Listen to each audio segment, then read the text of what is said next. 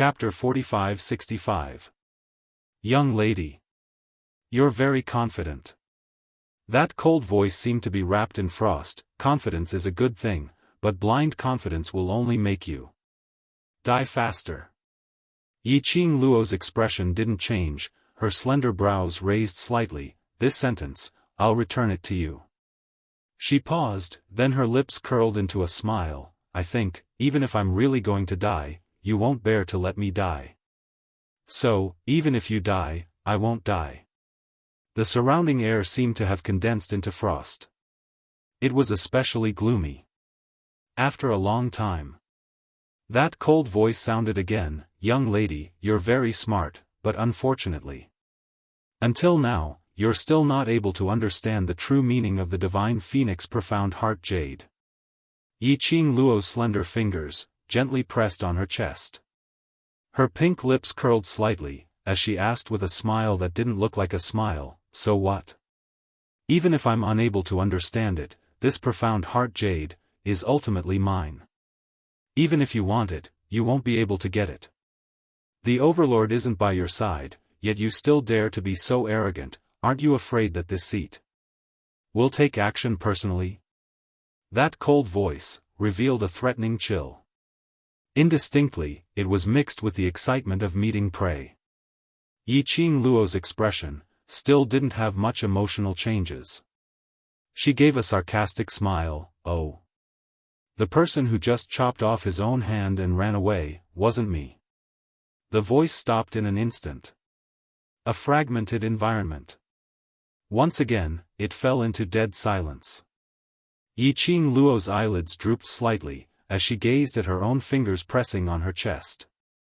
Her long and narrow eyes were suffused with a faint glow. You set up this array, actually your motive is not only to obtain the blood-bone barbaric king's memories from my mind. Before you said that earlier, I was still thinking, what is your motive, the real motive of this array? Now, I can basically confirm it. That voice laughed lowly. Tell me about it. Yi Qing Luo's finger tapped on her chest. If you wanted this divine phoenix profound heart jade, you had a huge chance to directly dig out the profound heart jade from my body, but you didn't. In addition to what the King of Darkness once said a long time ago, my body is the vessel for this profound phoenix heart jade. This also means that only I can nurture this divine phoenix profound heart jade. What you want isn't the current profound heart jade, but a profound heart jade that's been nourished by my body and has already completely matured. Yi Qing Luo's voice paused for a moment as the corners of her mouth hooked up into an arc that seemed like a smile that wasn't a smile. You wanted to control my body countless times, wanted to turn me into your puppet countless times. The array this time, I'm afraid it's also for the sake of allowing me to comprehend the true meaning of the profound jade heart, to be used by you. That sinister and treacherous voice, after hearing Yi Qing Luo's words, couldn't help but burst out laughing. That strange tone, when he laughed, there was a kind of hair-raising feeling. Young lady, you're really very smart. No wonder you're the person whom this seat has spent so much effort to obtain. That voice's tone became treacherous and eerily cold. What a pity. After entering this array, before this seat achieves my motive, you absolutely will not be able to leave this place. That voice sneered. I wonder if those brothers of yours outside will be able to support you out of this array. Yi Qing Luo's brows sunk slightly. Her gaze turned chilly, and the temperature also turned chilly. I've said before, that sentence of yours, I'll return it to you word for word. Don't be too confident. Dear, this chapter has ended. I wish you a happy reading. Big smiley face. Chapter 45-66. That voice was indifferent. Young lady, you can't even find where I am and you're still trying to leave the array? That person's words had just ended. Suddenly, the voice stopped abruptly. A piercingly cold murderous intent filled the sky and earth. A loud bam sound was heard. A black-robed figure was sent flying and fell to the ground. That black-robed man suddenly flipped over and leapt up from the ground. Turning his head back, he met with a pair of shimmering peach blossom eyes, black to the extreme, like a deep pool, filled with icy cold murderous intent. Dmo Xian. Black-robed man's hoarse voice spat out 3 words while gritting his teeth. That voice was sharp and piercing. The purple-robed man slowly landed next to Yiqing Luo. His magnificent looks looked down on all living beings. His long arms stretched out and pulled the young lady into his embrace. The elegant sandalwood scent and the man's warmth made Yiqing Luo's body and mind calm down. "Sorry, I'm late." The man's low and hoarse voice was mellow like fine wine. She could faintly hear the hoarseness in his voice.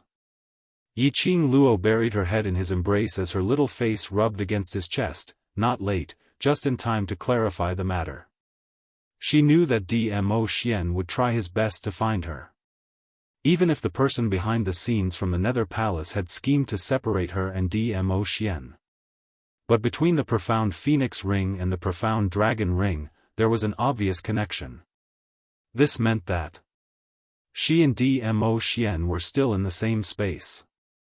And they weren't too far away. Based on Dmo Xian's ability, seeing through the illusion and finding her was just a matter of time. Dmo Xian's brows sunk slightly as his chilly gaze shot towards the black-robed man not too far away, the person behind the scenes from the Nether Palace. Yiqing Luo popped out her little head and looked at the black-robed man. It shouldn't be his original body. This was an array set up by the Nether Palace. It belonged to an illusion space. Appearing here, other than the 2 of them who entered the array, were real people. The rest should be an illusion that was created. And this black-robed man in front of them, he should belong to the person behind the scenes from the Nether Palace. A strand of soul. That was why the mastermind of the Palace of Gloomy Darkness had cut off his arm without hesitation. At most, it would only affect the minds of the people behind the scenes of the Dark Palace a little. Smart. The person behind the scenes of the Gloomy Palace sneered. The person who was shrouded in a black mist of evil energy could not be seen at all. Yiqing Luo moved her finger. A feather fan slid out. She gently swayed, and the corners of her mouth rose into a cold arc. "I also know that this wisp of divine sense of yours is the key to breaking the formation." The laughter of the person behind the Palace of Darkness froze. Immediately after, the body shrouded by the sinister aura suddenly leaped into the crack in the space. Yiqing Luo and Dmo Xian exchanged glances. The corners of his lips curled up. Immediately after, they leaped up and followed closely behind the figure covered in black fog. She was just saying it casually. The reaction of the person behind the Palace of Darkness gave her an accurate answer. Dmo Xian had already blocked in front of that black-robed man. The black-robed man wanted to retreat.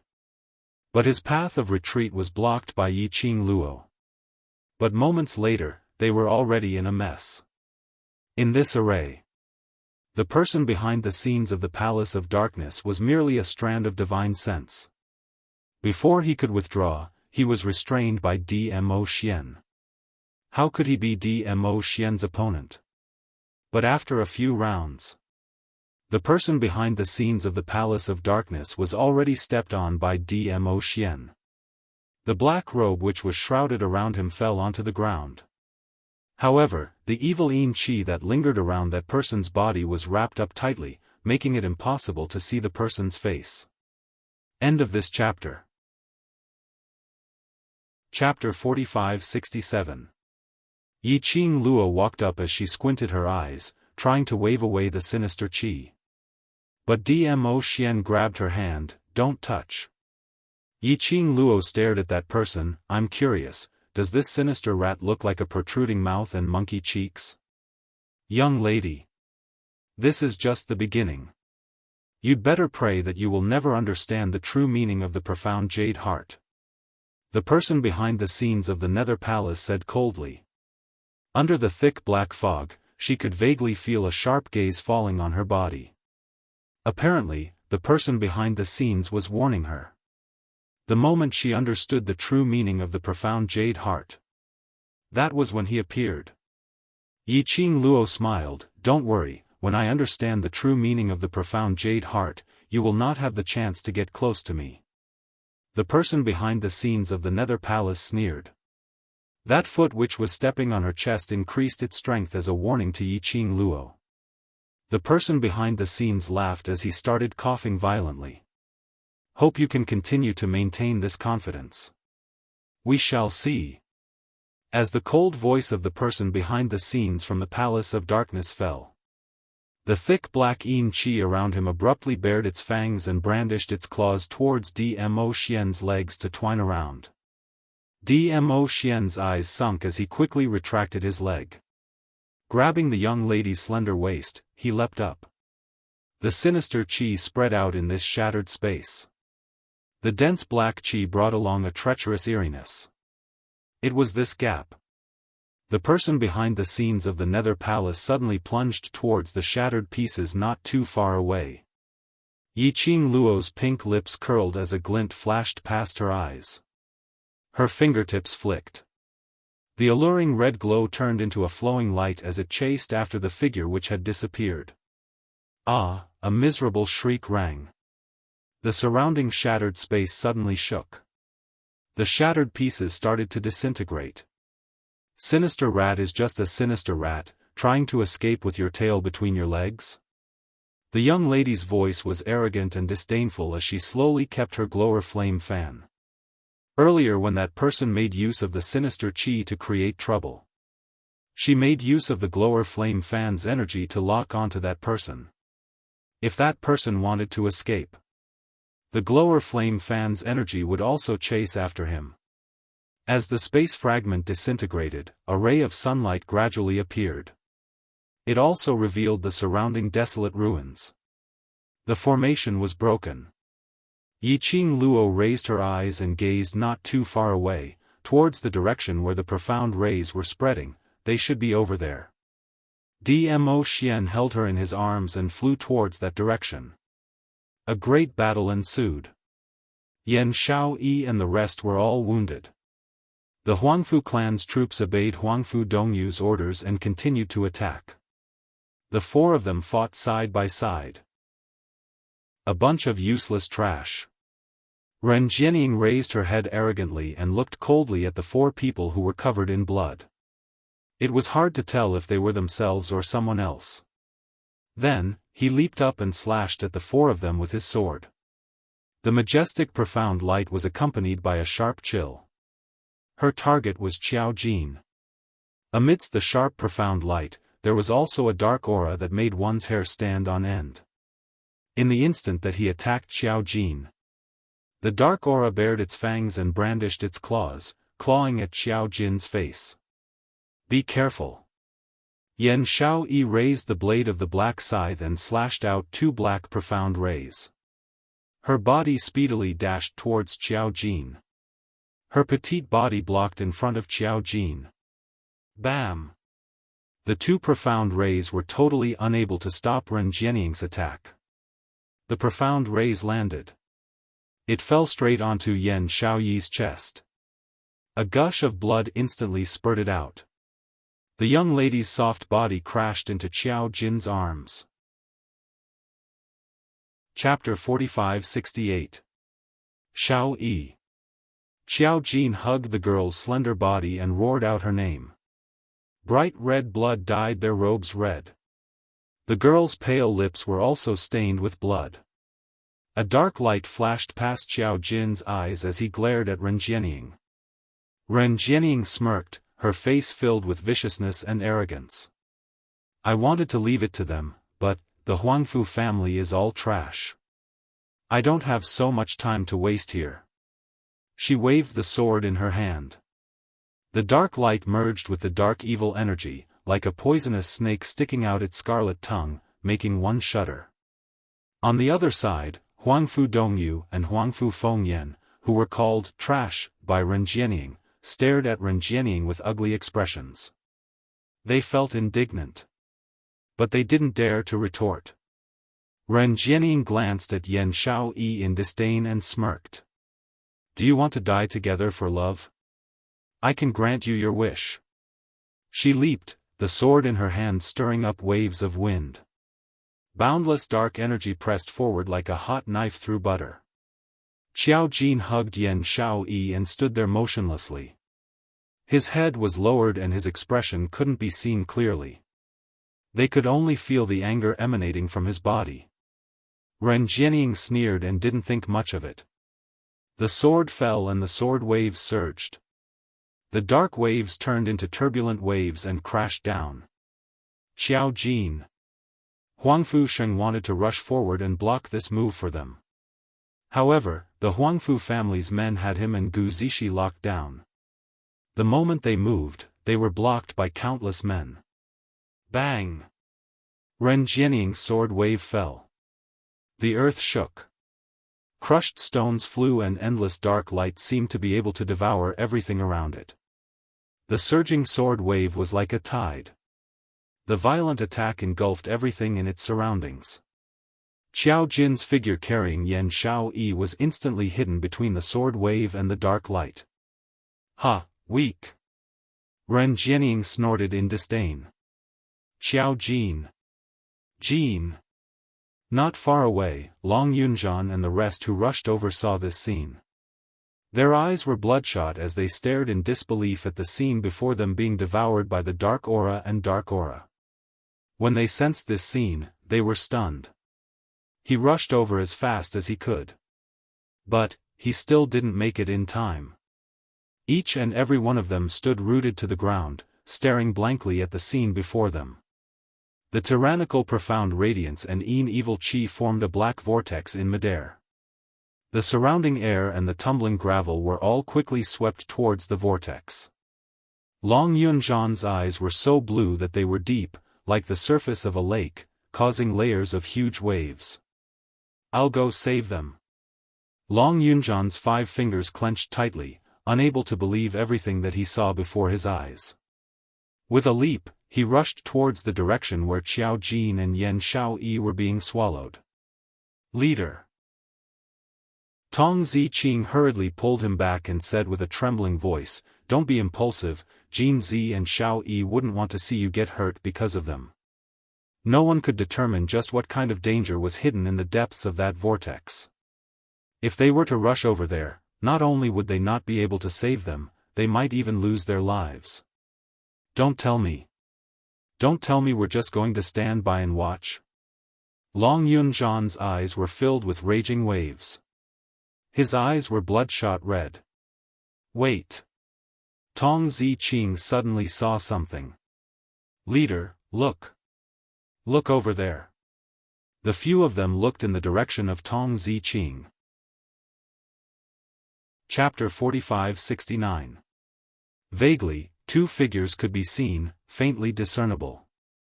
Immediately after, the dazzling golden light was like a sharp blade that quickly sliced apart the vortex.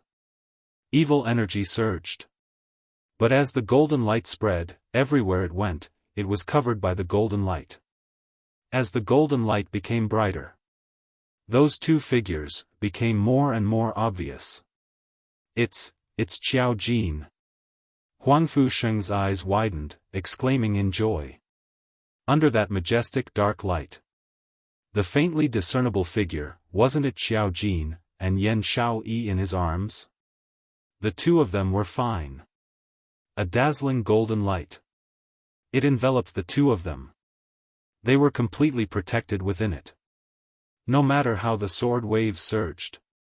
No matter how the vortex tsunami. No matter how close they were to the 2 of them. This scene caused Ren Jianying's expression to darken. Her eyes were sinister as she glanced at the 2 of them, who were unharmed. The long sword waved rapidly. Once again, she launched a brutal attack. The long sword fell.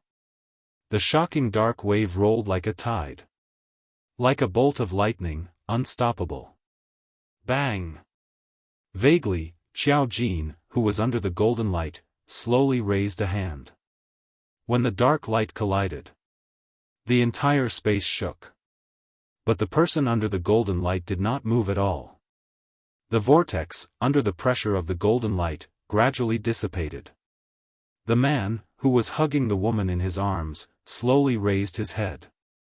That pair of golden eyes, which were so golden that they were without any impurities, was ice-cold. Golden eyes, you, the power of the Huangfu family. Ren Jianying's heart moved, her face revealing a rare panic. The Huangfu family, the purest golden eyes. They were simply the nightmare of the entire heavenly realm.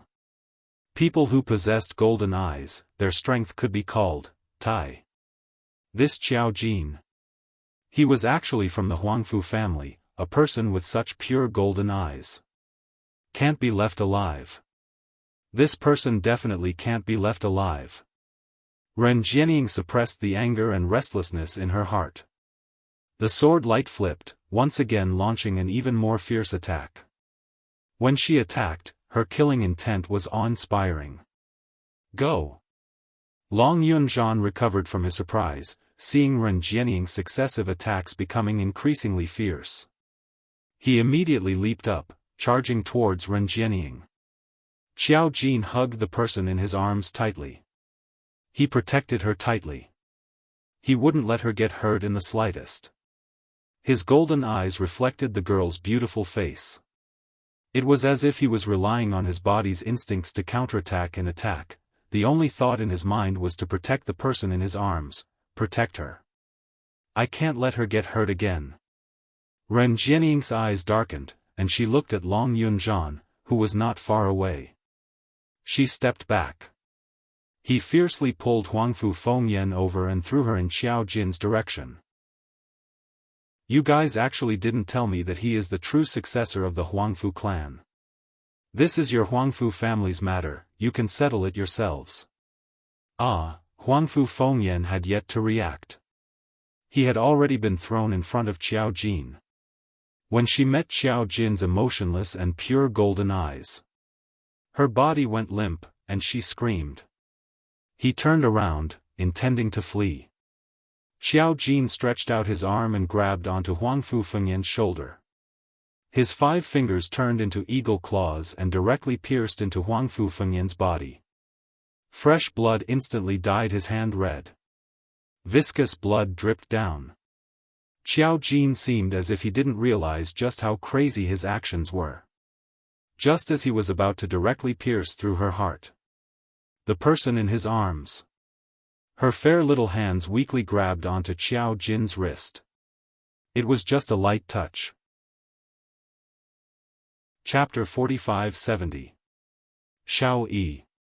Shao Yi. Qiao Jin's eyes were filled with joy and worry as he lowered his head to look at the person in his arms. How are you? Where do you feel uncomfortable? Yan Shao Yi took a deep breath and smiled at him with difficulty. Don't let the dirty blood stain you. Qiao Jin's eyes widened.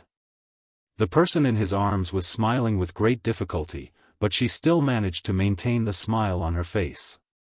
Yan Shaoyi's breathing paused as she shut her eyes tiredly. Ah Jin, I'm a little tired and want to rest for a while. Group leader and the rest are here and Qing Luo is also trying her best to find us.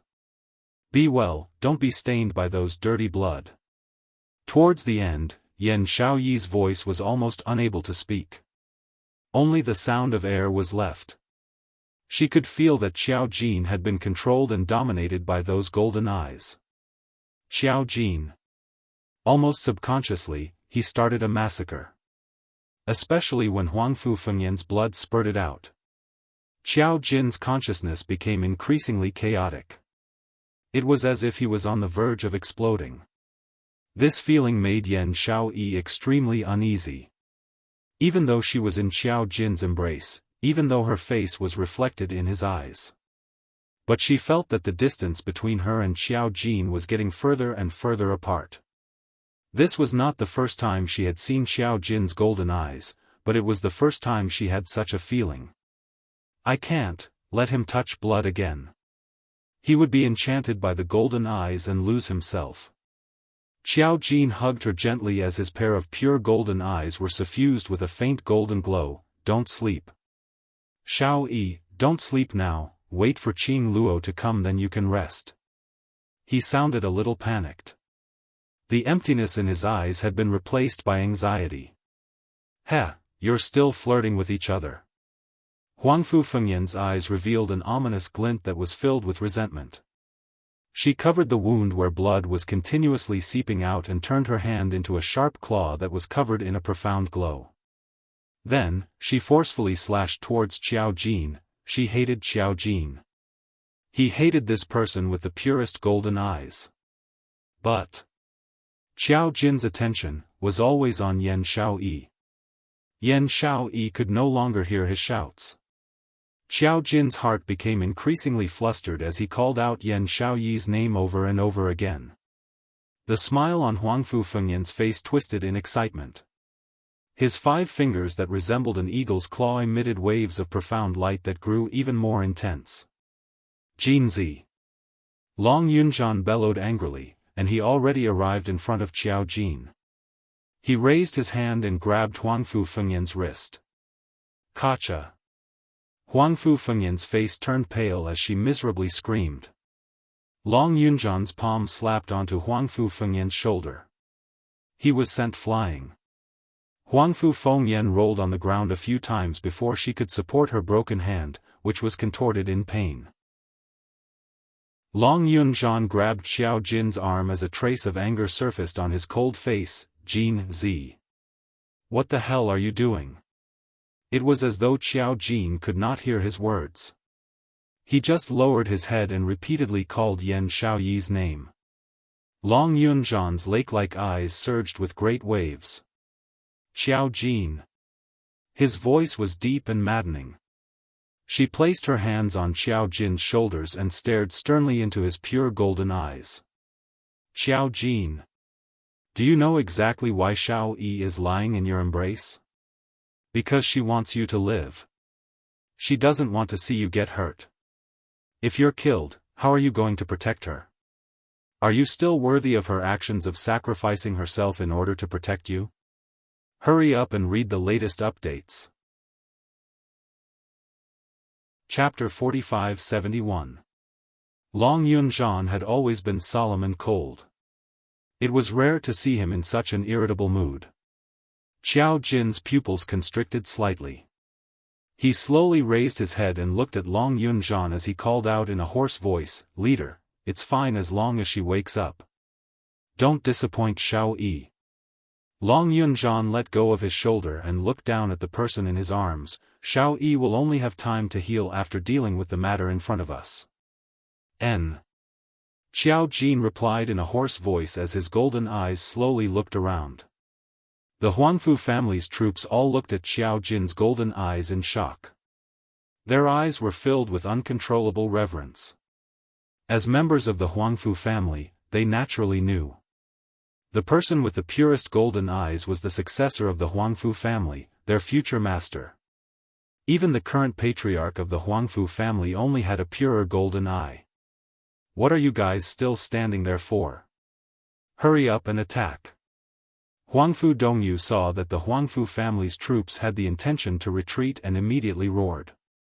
He had a sinister expression as he shouted, "Didn't you see that he injured 4th young mistress? He's just trash that was removed from the Huangfu family. What can a pair of golden eyes represent? Has he made any contributions to the Huangfu family? No."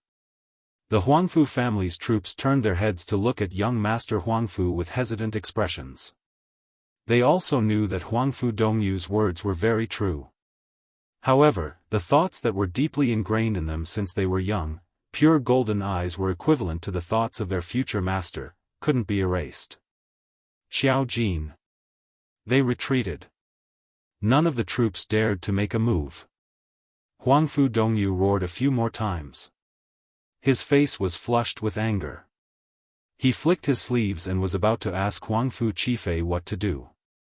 However, Huangfu Qifei had unknowingly picked up Ren Jianying's long sword and leaped into the midst of the Huangfu family's troops. The long sword waved. The sword wave was like a surging tide. "Ah! Ah!" Screams rose and fell, resounding throughout the entire space. The Huangfu family's troops instantly turned into dismembered corpses under the sword wave. Blood splattered and flesh flew. It was a cruel and bloody scene. Huangfu Dongyu's face instantly turned pale, and his voice couldn't help but tremble. Third brother, what are you doing? Those who don't listen, just kill them. Huangfu Qifei raised the long sword in his hand with a gentle smile on his gentle face. But the words that came out of his mouth were so cold that it made people shiver. The Huangfu family doesn't raise disobedient dogs, in case they bite us instead.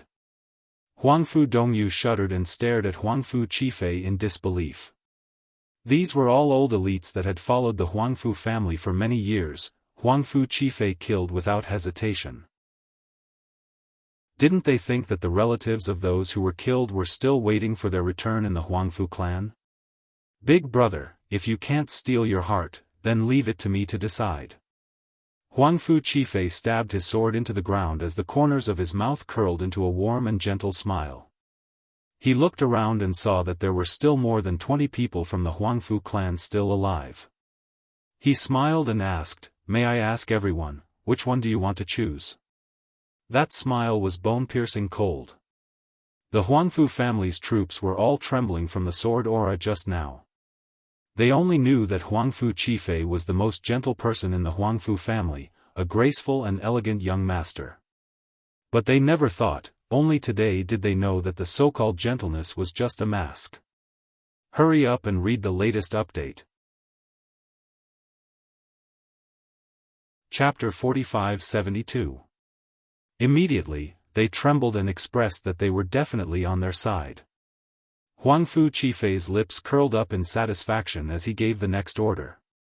In order to show that all of you are sincerely following me, kill Huangfu Dongyu now. Third brother. Are you crazy? Huangfu Dongyu did not expect that Huangfu Qifei would actually have the intention to kill him. Huangfu Qifei smiled. If I don't kill you, how can I legitimately become the master of the Huangfu family? He glanced at Huangfu Fengyan, who was covered in blood on the ground with disgust, and pulled the corners of his lips. To be honest, I've put up with all of you for a very long time. One is as dumb as a pig and still thinks that he's important all the time, as though everyone else is a fool. In reality, he's always being toyed with by others and is being used as a tool without knowing it. One is relying on his identity as the first young master of the Huangfu family and the fact that he's about to inherit the Huangfu family. He doesn't even think about us brothers and sisters. Huangfu Qifei scoffed. There's no such thing as feelings in the four great families. You. Huangfu Dongyu's face was pale. He clenched his fists tightly and looked at the people of the Huangfu family who were originally following his orders warily. A ruthless glint appeared in his eyes. I'm the first young master of the Huangfu family, the future successor of the Huangfu family. If all of you are still loyal to the Huangfu family, kill him now. He's killed so many people of the Huangfu family, so many elders who have been loyal to the Huangfu family for many years. He'll definitely kill all of you. All of you can only choose me now. Let's kill him together. However, no matter how he shouted, the people of the Huangfu family stood on Huangfu Qifei's side and approached him step by step. Huangfu Dongyu slowly retreated. The expression on his face became more and more panicked. On the other side, Ren Jianying's eyes were filled with disdain and mockery as she watched the scene of her brothers killing each other. She had only said a few words casually. She could easily provoke the ambition in Huangfu Qifei's heart. This feeling of controlling other people's lives was really great. She glanced at Xiao Jin and the others who had already gathered together, and the disdain on the corner of her lips became even more obvious. Suddenly, a violent explosion came from behind. Ren Jianying quickly turned around to look. The place where the palace master of secluded darkness palace was sitting exploded with profound waves. The ground collapsed into a huge black hole. The palace master of the Netherworld Palace knelt on one knee on the ground and stared blankly at the direction of the explosion. There seemed to be some kind of emotion surging in his eyes under the black robe. Lord Palace Master. Ren Jianying hurriedly jogged forward and put on a concerned expression. She stretched out her little hand to help the palace master of Gloomy Palace up. Her hand had yet to touch him. He raised his hand to stop her. He slowly stood up from the ground. A black robe cascaded down from the sky, covering everything about him. He didn't even look at Ren Jianying as he walked past her to the side of the black hole. His eyes stared blankly at the black hole. His thin lips trembled slightly. They have come out. What? Ren Jianying did not quite understand what he meant. However, the palace master of the Netherworld Palace ignored her. He slowly squatted down. The black robe fluttered.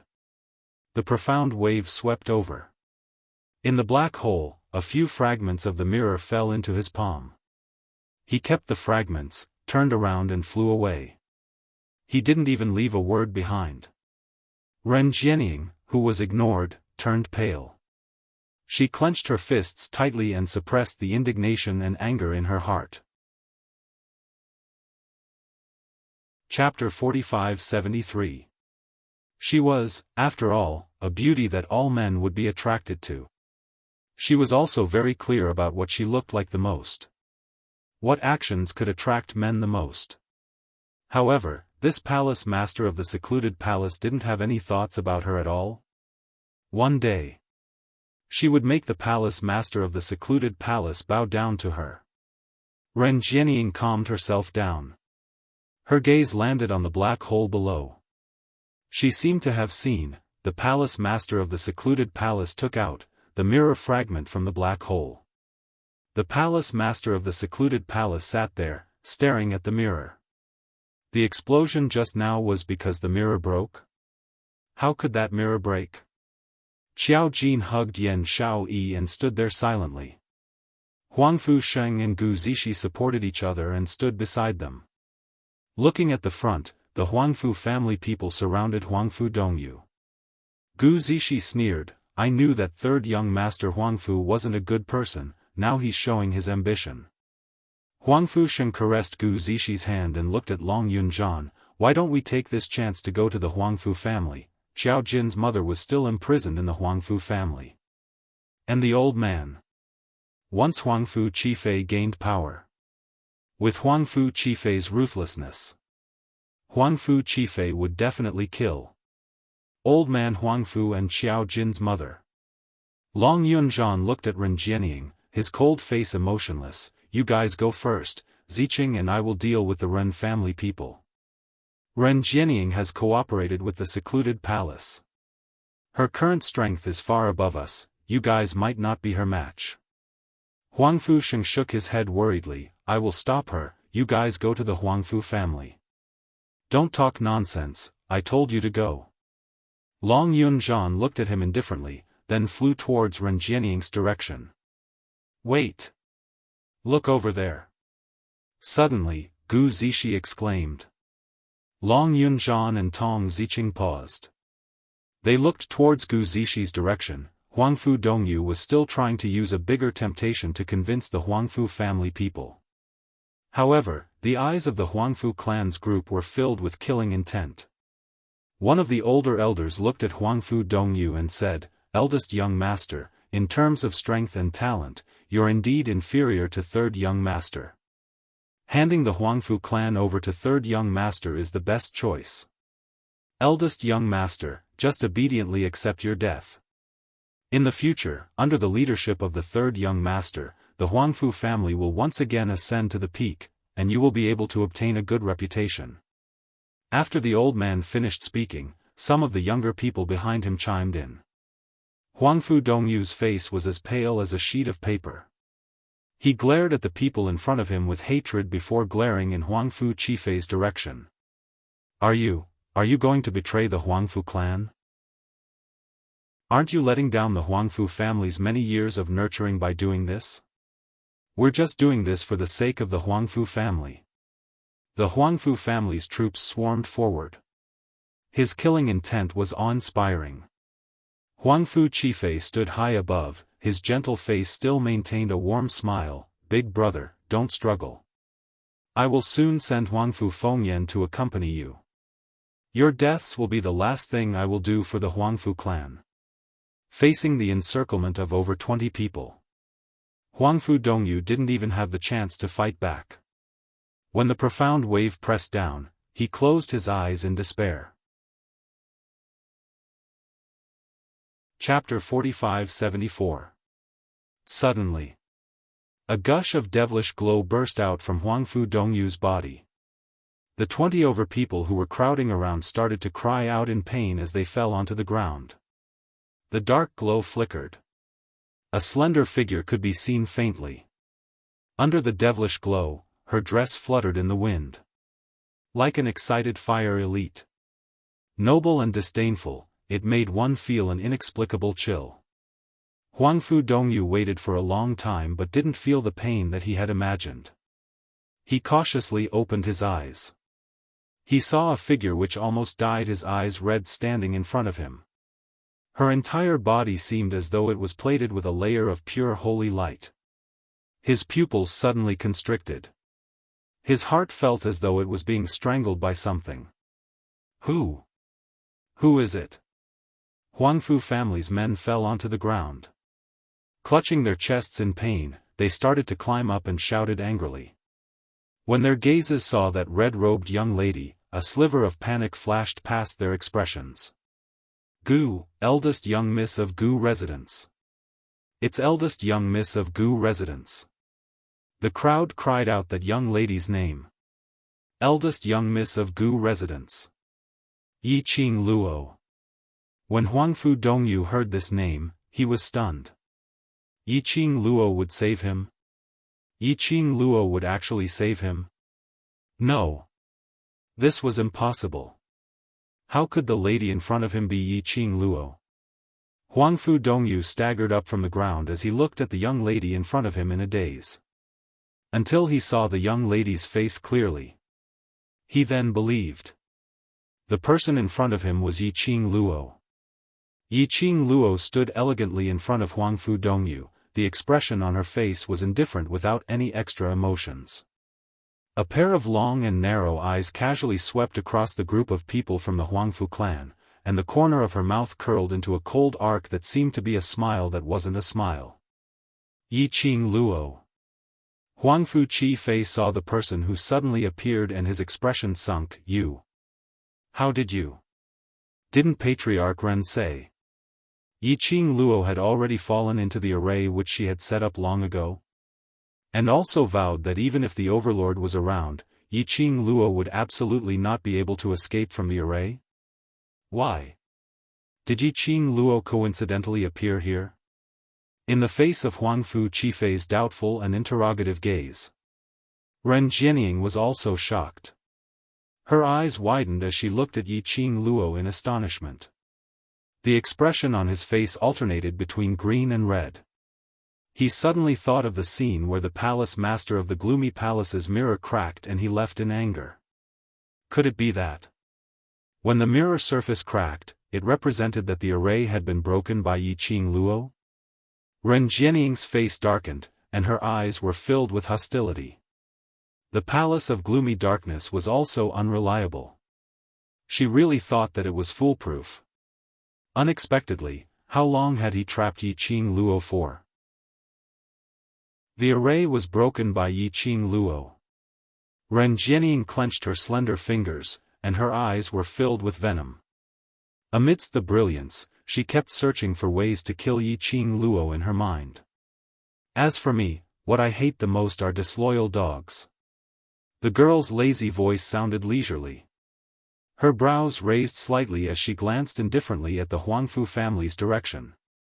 Following that, her gaze fell onto the astonished Huangfu Dongyu. Don't misunderstand, I don't want to help you. I just don't see eye to eye with them, so I conveniently took action. Huangfu Dongyu stared blankly at the young lady's exquisite face. Your gaze is rather disgusting, if you keep looking. Don't blame me for digging your eyes out. Yi Qing Luo said coldly. End of this chapter. Chapter 45-75. This baby was a married woman. Especially her husband, he was a huge vinegar jar. Being stared at by Huangfu Dongyu. He was jealous to the extent of being unreasonable. Huangfu Dongyu's eyes flashed as he swiftly shifted his gaze away, stammering, "No matter what, I still have to thank you." "No need." Yiqing Luo waved her hand, not even glancing at him from the corner of her eyes as she walked past him, striding towards the direction of Long Yunzhan and the others. Huangfu Dongyu was still in a daze. This feeling of escaping from death made him feel a sense of exhaustion from being overly anxious. But the surrounding Huangfu family's men made him forcibly hold on to his willpower, tensing up his emotions as he stood there. Yiqing Luo walked to the side of Long Yunzhan and the others who were similarly in a daze. Xiao Jin was the first to react. He carried Yan Xiaoyi as he rushed to Yiqing Luo. "Qing Luo, earlier Xiaoyi helped me to block a strike. Take a look at her injuries. Has the profound yin qi entered her body?" His tone was filled with anxiety. Yiqing Luo took a look at the person in his arms.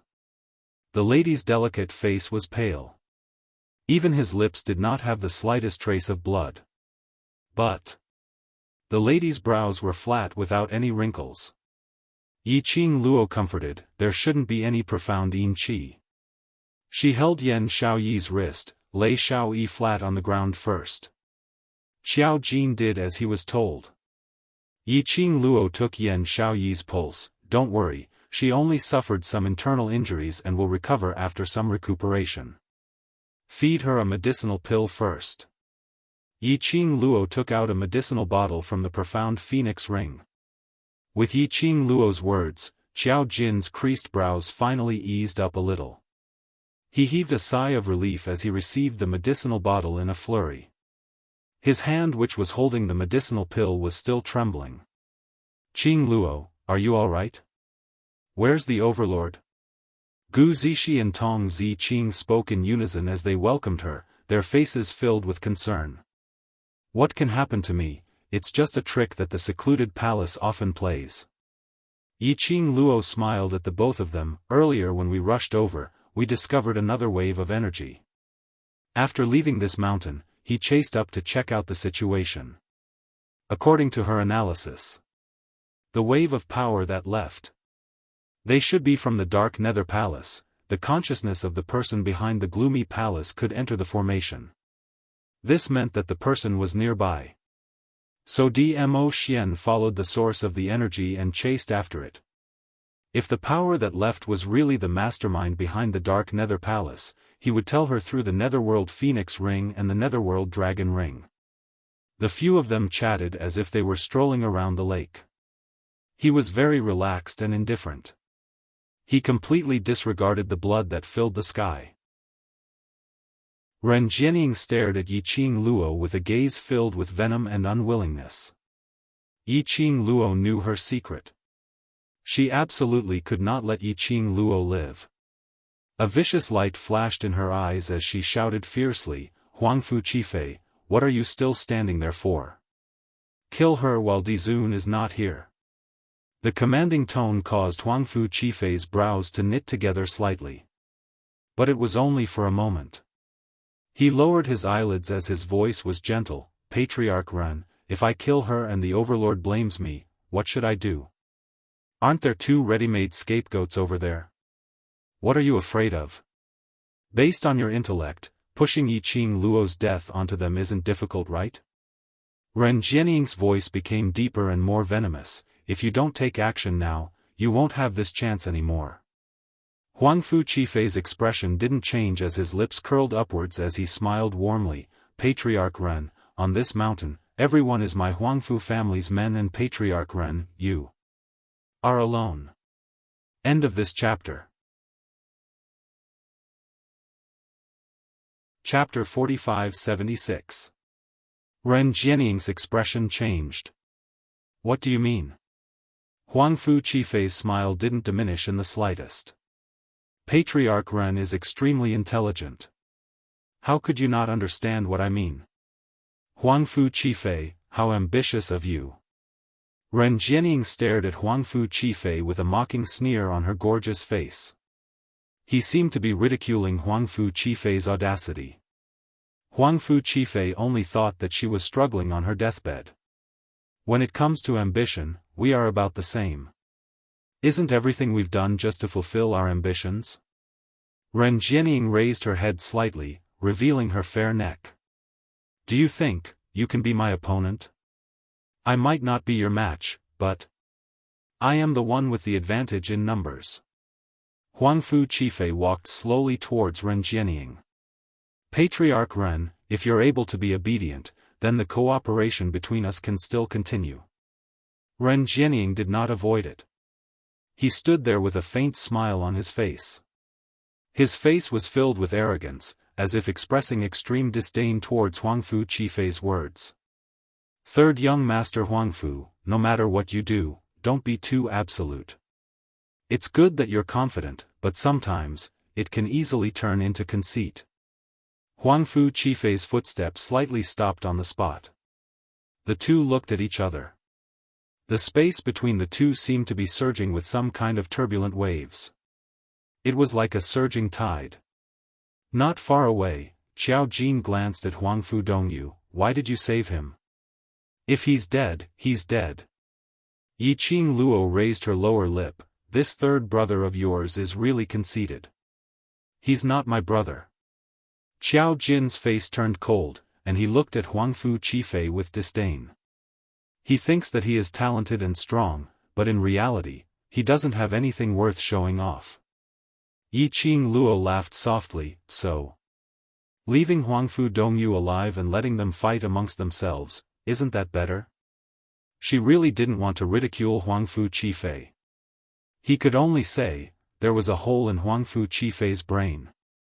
Under such circumstances, he actually still had the mood to cause internal strife. After fighting with Huangfu Dongyu, he went to fight with Ren Jianying. Did he really think of himself as a god? If it was her. Even if he was ambitious, she wouldn't show it now. At the very least, they should have waited until they were united against the foreign enemies and dealt with the first wave of enemies before slowly starting their internal strife. Now, there was internal strife at the slightest disagreement. After they were done killing each other, she had already slipped away with a bunch of brothers, okay? There must be a hole in his brain. She spared Huangfu Dongyu's life. After Huangfu Dongyu found out about Huangfu Qifei's true identity, coupled with the thrilling escape from death just now, presumably, he would retaliate against Huangfu Qifei. And now, Huangfu Qifei courted death by arguing with Ren Jianying. Given Ren Jianying's personality, she would probably teach him a lesson at any moment. TSK, what a great show. They should just sit back and watch the crowd. Everything was as Yiqing Luo had expected. Ren Jianying was indeed teaching Huangfu Qifei how to behave in a matter of minutes. Huangfu Qifei's awe-inspiring display didn't last more than 3 seconds before he was already held between Ren Jianying's 5 fingers. A dagger slid across Huangfu Qifei's neck. It scared Huangfu Qifei so much that his face turned pale, totally unable to maintain his gentleness. Ren Jianying sneered as her lips curled up. Now, are you going to listen to me obediently or am I going to listen to you obediently? Huangfu Qifei's neck felt a piercing pain and he could feel blood oozing out. Chapter 45-77. Yiqing Luo's lips twitched as she spat out a word in disdain, coward. Huangfu Qifei's begging words came to a halt. His pale face was stained with a shade of red. It was a flush of embarrassment and anger. He stared fiercely at Yiqing Luo. But he was restrained by Ren Jianying's hand. The show was pressed against his neck, there wasn't much deterrence. Ren Jianying didn't look at Yiqing Luo as she arrogantly curled her lips and looked at Huangfu Qifei, shaking her head. Not the Ren family, it's me, Ren Jianying. Huangfu Qifei's pupils shook violently. He naturally understood Ren Jianying's meaning. Not the Ren family. It was her, Ren Jianying. Which meant Ren Jianying's ambition was much bigger than what he had imagined. Ren Jianying wasn't doing this for the Ren family. She had a bigger target. Thinking of earlier, he had not even made a move and was already subdued by Ren Jianying. His heart skipped a beat. Yes, the Huangfu family will definitely follow eldest Missy Ren's lead. Huangfu Qifei was indeed an intelligent man. At this moment, he had made his choice very clearly. What ambition, what unyielding character. None of them were as important as his life. Ren Jianying wasn't afraid that Huangfu Qifei would betray her as she directly threw him aside.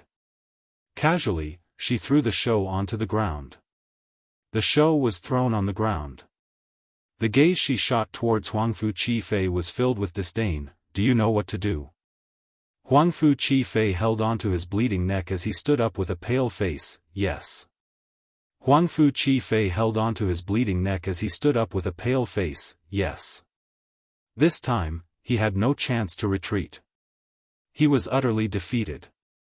Huangfu Qifei took a deep breath. He turned his gaze towards the crowd, Yiqing Luo and the rest. He pursed his thin lips as he lifted his feet and walked towards Yiqing Luo's direction. He didn't know if it was an illusion. The moment he moved, a cold glint flashed across his eyes. It was as though a strange, indescribable smile had appeared on Ren Jianying's face. As though she was plotting something. Huangfu Qifei felt a chill down his spine. Looking at Yiqing Luo's direction, he suddenly felt as if he had stepped into the path of hell. Huangfu Dongyu. Suddenly, the girl opposite him shouted at the top of her lungs. Immediately, the noisy space quietened down. Huangfu Dongyu looked at Yiqing Luo in a daze. Yiqing Luo waved at him and pointed at Huangfu Qifei. The main culprit who wanted to kill you is right here. Don't you intend to take revenge? Everyone, it turned out that she had saved Huangfu Dongyu. Just to let Huangfu Dongyu restrain Huangfu Qifei? Alright, this move was indeed ruthless. It was indeed very practical. Because, after Yiqing Luo howled out, Huangfu Dongyu sprinted over. He seemed as if he wanted to take Huangfu Qifei down with him. Yiqing Luo turned her head towards Xiao Jin and winked at him. See that, the reason why I saved him. Xiao Jin. Just say it directly if you're lazy, stop finding excuses. Yiqing Luo's fingertips brushed past the azure aqua ring on her hand. A wisp of red light shot out from her fingertip. The faint light encircled Yan Xiao Yi and the rest, and after one round, she curled her lips. I'm going to play with eldest Miss Ren, just take care of yourselves. She was just about to move. Long Yunzhan pulled her arm. That Ren Jianying doesn't look right, I'll go with you. The young man's expressionless face had a pair of azure blue eyes, but it was filled with concern. Dear, this chapter has ended, I wish you a happy reading. Big smiley face. Chapter 45-78. She smiled and placed his hand into Tong Ziqing's. Just take good care of Ziqing, I am just going over to play. Saying that, she flew towards Ren Jianying's direction. But she discovered that Ren Jianying was speedily retreating backwards. The gaze which she shot towards her was filled with gloating over her misfortune. Ren Jianying's speed was extremely fast. In just a blink of an eye, she had already left this mountain. Her speed was so fast as though there was some kind of dreadful beast in this mountain. Yiqing Luo's footsteps paused. Her heart inexplicably surged with an ominous premonition. Thinking of earlier, Ren Jianying revealed a strange smile. Her heart thumped furiously. Not good. Everyone leave quickly. She shouted loudly as she turned her head back and shouted at the brothers behind her. Just as she turned around. Just a breath's time. Suddenly, a deafening roar resounded in his ears. Bam! Rumble! The earth quaked and the mountains shook violently, forming a huge whirlpool. The booming sound almost engulfed everyone on the mountain range. Huangfu family's men immediately cried out miserably. All of them wanted to avoid the earth quaking and the mountains shaking. But just as they were about to move, they were crushed to death by the huge rocks which swarmed downwards. Large pieces of gravel and rocks tumbled down with a crackling sound. This collapsing feeling was totally different from the feeling of falling into the array earlier. It was the surrounding space which had started to shatter. As though it could destroy the heaven and earth, a huge energy swept across the entire heaven and earth. Yiqing Luo's face turned slightly pale as she speedily released the god relic's energy to consolidate the barrier which she had set up for Yan Xiaoyi and the others. She stretched out her hand to pull Long Yunzhan. Zhan. Let's go first. This place had been a trap right from the start. Ren Jianying was planning to let all of them die here. First, she used the secluded palace's array to trap her and Dmo Xian in the array. Then she lured Huangfu Sheng, Qiao Jin and the others to this mountain peak. When the right time was right, she would bury all of them in the mountain peak in one fell swoop. This was the forbidden art of space destruction. Ren Jianying wanted to destroy this place. If they continued to stay here, they would all be destroyed by these vortexes. He did not expect Ren Jianying to use such a sinister method. Yiqing Luo tugged on Long Yunzhan's hand but was unable to move him. She frowned and looked at Long Yunzhan. Ah, Zhan? She tugged at Long Yunzhan again. However, Long Yunzhan stood there stiffly, not moving at all. A pair of azure lake-like eyes stared at Yiqing Luo without blinking. There were ripples in his eyes, but it was impossible to see what he was feeling. Yiqing Luo felt a little strange but didn't think too much about it. He just passed Long Yunzhan's hand to Tong Ziqing's.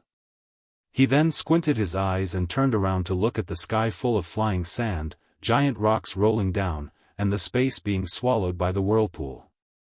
Ziqing, take Ah Zhan and leave. Qing Luo, be careful. Before she could finish her sentence, he was interrupted by Tong Ziqing's hurried and frightened voice.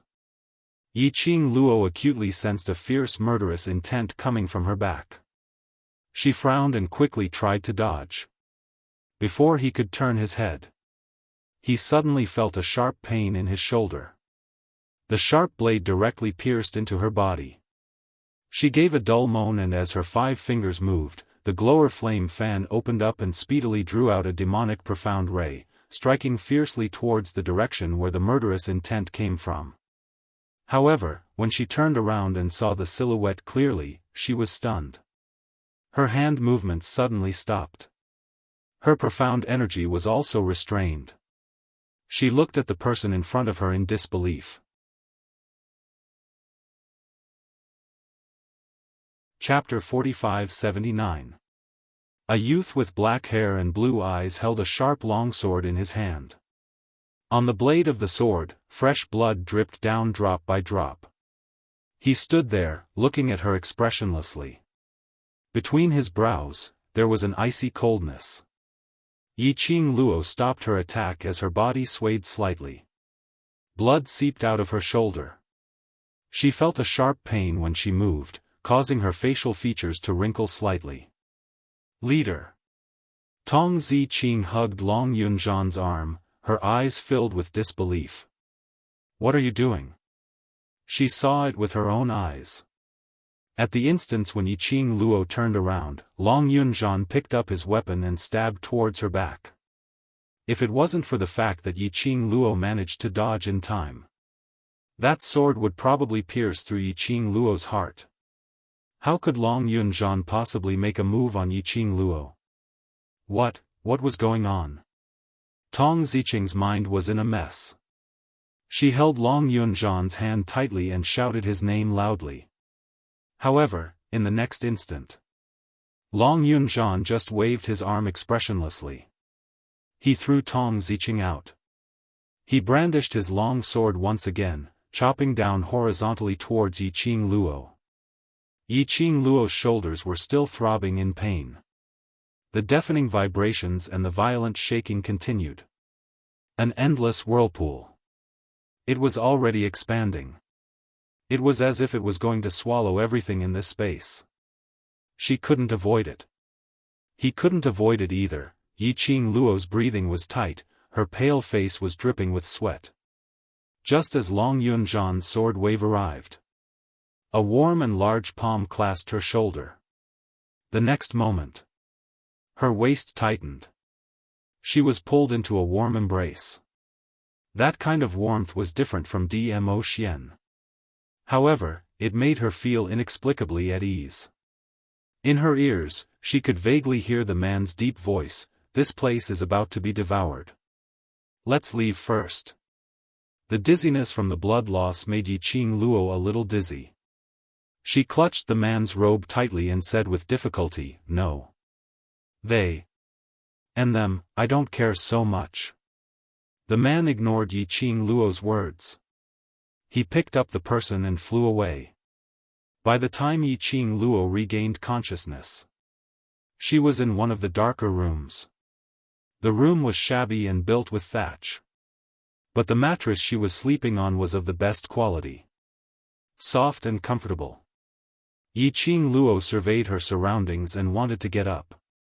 However, the sharp pain from her shoulder caused her face to instantly turn pale. It was as if something was tearing at her flesh. What was going on? Yiqing Luo panted heavily as she laid back on the bed, not daring to move. She was not a delicate person. But this kind of pain, even she was somewhat unable to endure it, so one could imagine exactly how painful this kind of pain was.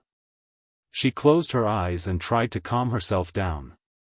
Right now, she should have already left that mountain range. It was the man who suddenly appeared and took her away from there. But, what about her brothers?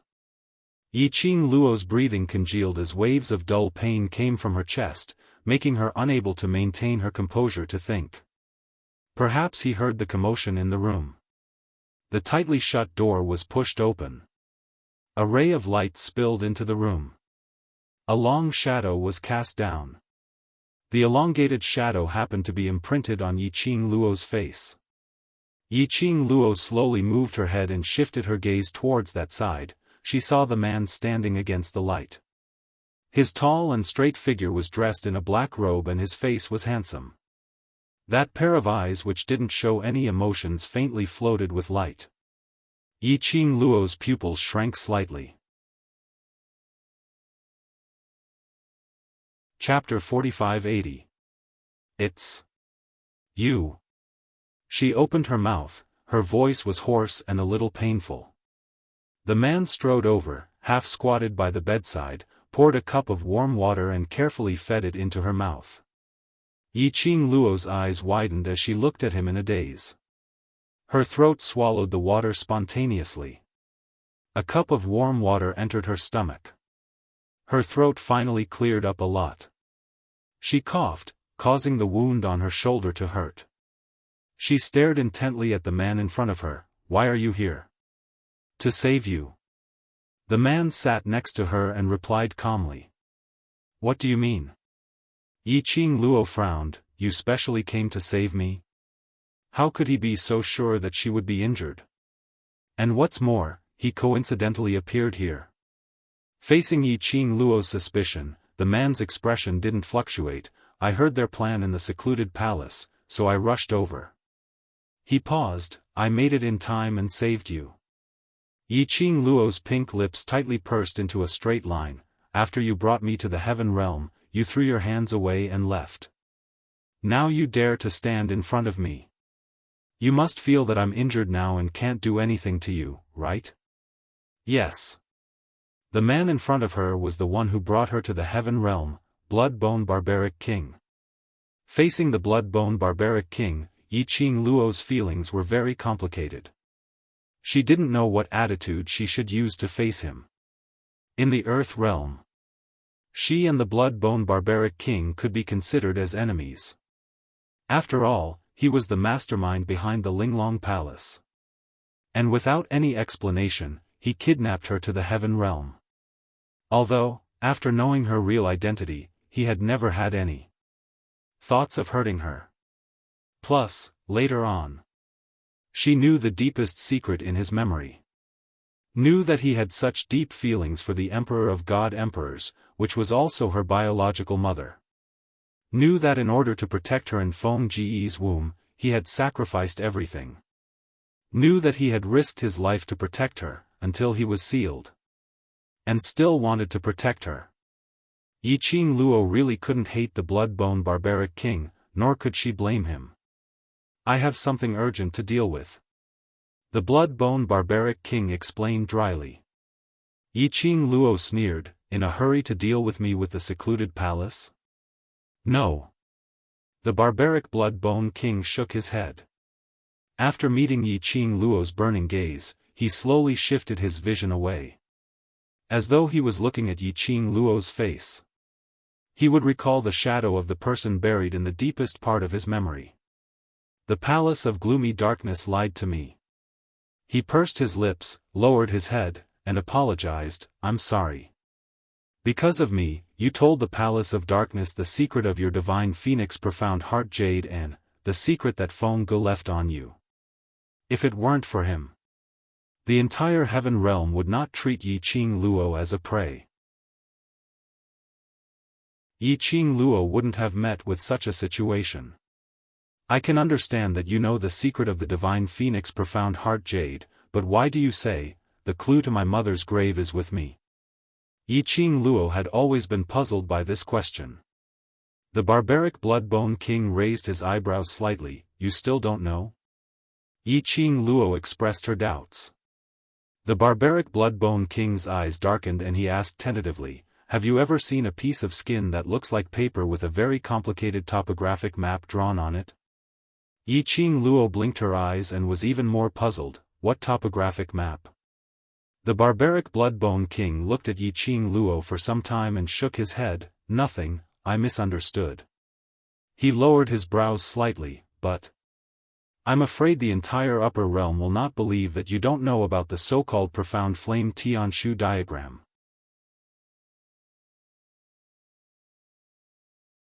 Chapter 45-81. It was indeed the Tianshu map. Yiqing Luo's heart skipped a beat.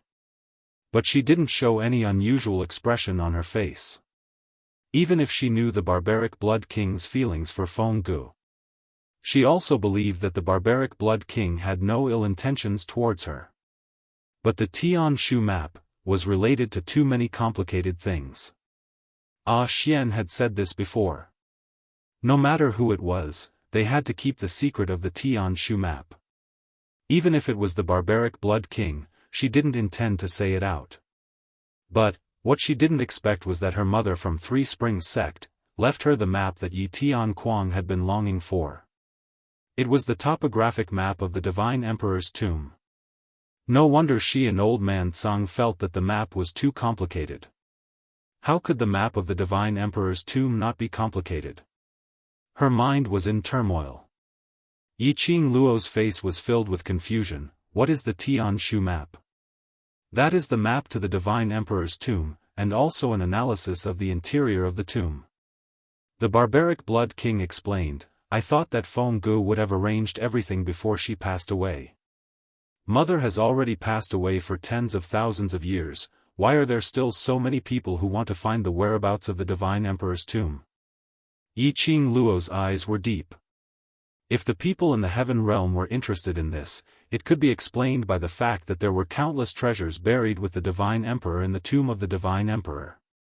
But why would the person behind the Nether Palace be interested in the Divine Emperor's tomb? Based on the strength of the person behind the Nether Palace. To be able to stir up a bloodbath in all the major realms and still remain unscathed, that was enough to show that person's strength. Why did they have to scheme against her? They wanted the Divine Phoenix profound heart jade in her body and wanted to know the whereabouts of the Divine Emperor's tomb? Alright, you don't need to think too much about these things.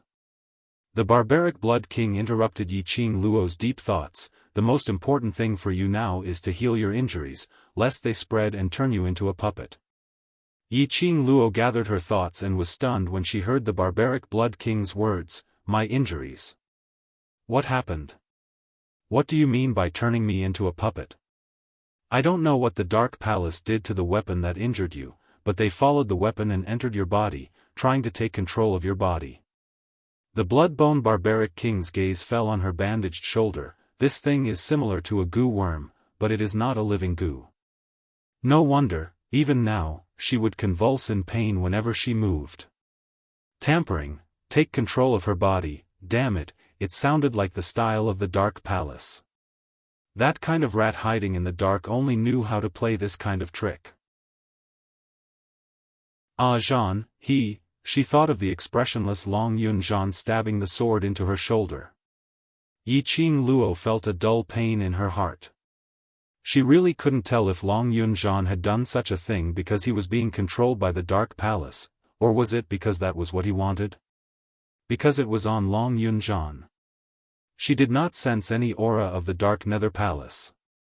His emotionless eyes did not have the dullness and lifelessness of being controlled by the Palace of Darkness. She even saw Long Yun Jean's thin lips curling up slightly. She clenched her fingers. Then my injury, can it be healed? I don't know. The Barbaric Blood King was very honest. This god can only temporarily suppress that evil chi and the speed of its growth. As for the real solution, I'm not sure yet. Yi Qing Luo. Could it be that she could only choose to wait for death?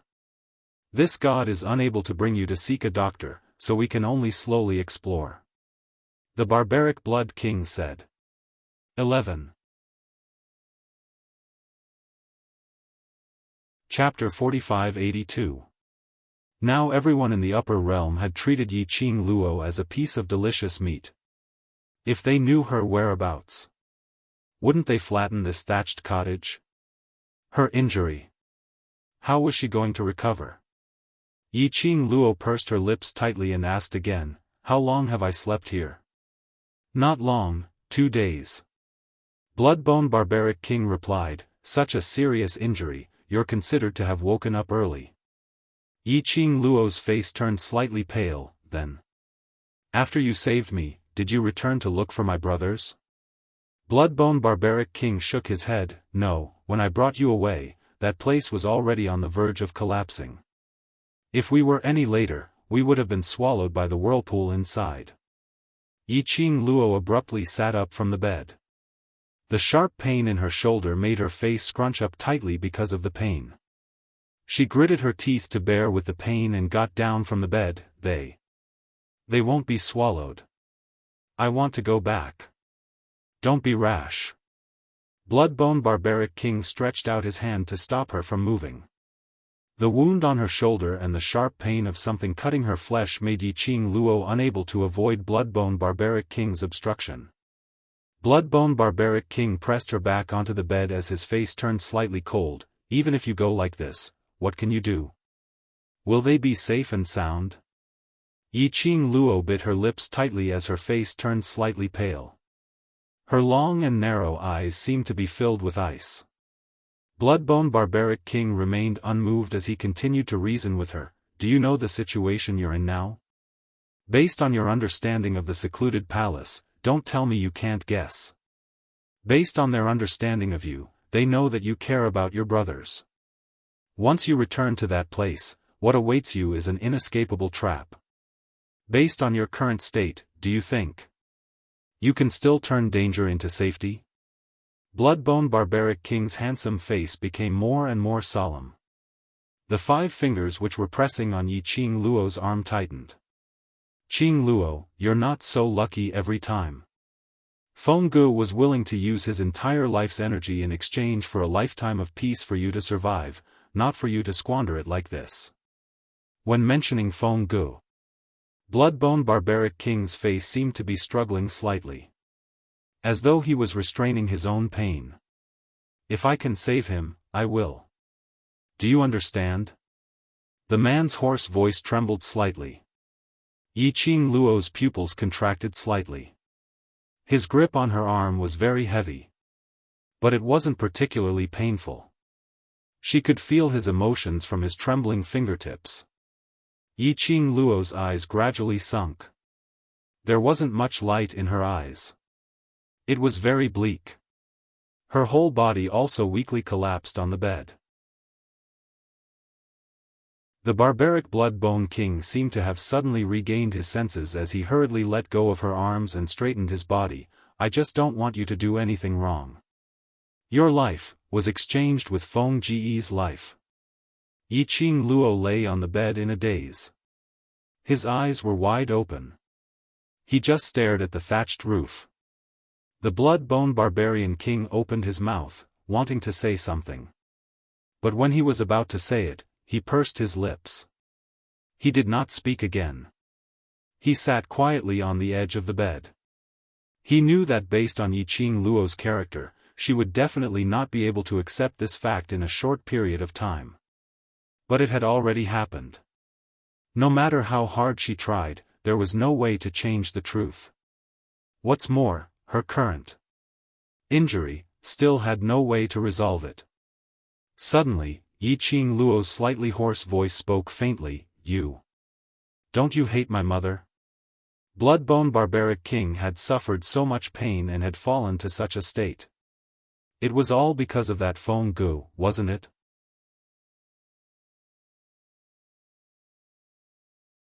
Chapter 45-83. He still remembered the first time he met the bloodbone barbaric king. Dmo Xian exposed his identity. When he mentioned Feng Gu, his mouth was calling her a slut. But now, there was a change in his attitude. Bloodbone barbaric king's body stiffened slightly as he lowered his eyelids and pursed his lips. No. Is it because you've finally come to your senses and know that you've misunderstood her? Yiqing Luo's lips curled into a cold arc. Bloodbone barbaric king was stunned. You know about it? I've seen your memories, what else do I not know? Yiqing Luo glanced sideways at him, her eyes filled with ridicule. Bloodbone barbaric king didn't reply. Yes, it was until later when Yiqing Luo opened his memories.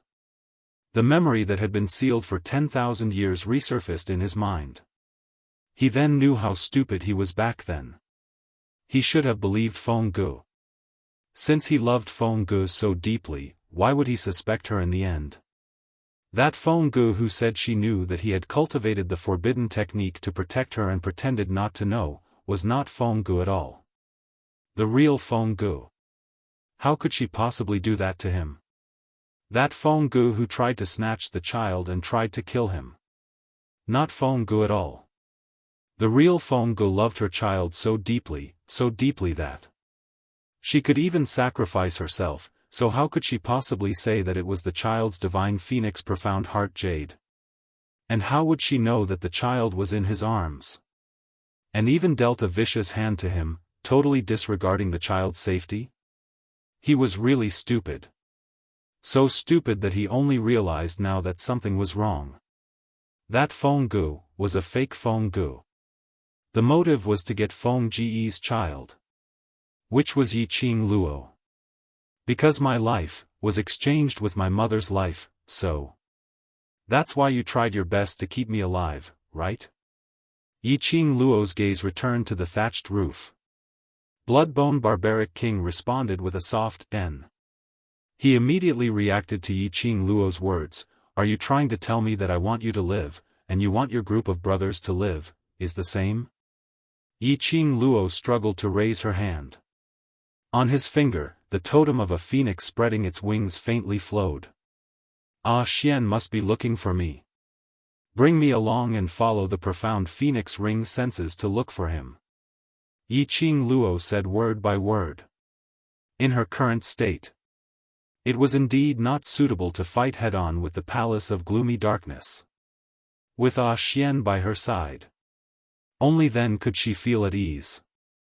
The barbaric blood-bone king looked at the profound phoenix ring and then at Yiqing Luo. After a long time, he finally said, all right. Under Yiqing Luo's urging, barbaric blood king carried the person up and placed him into Chi-Chi's soft fur.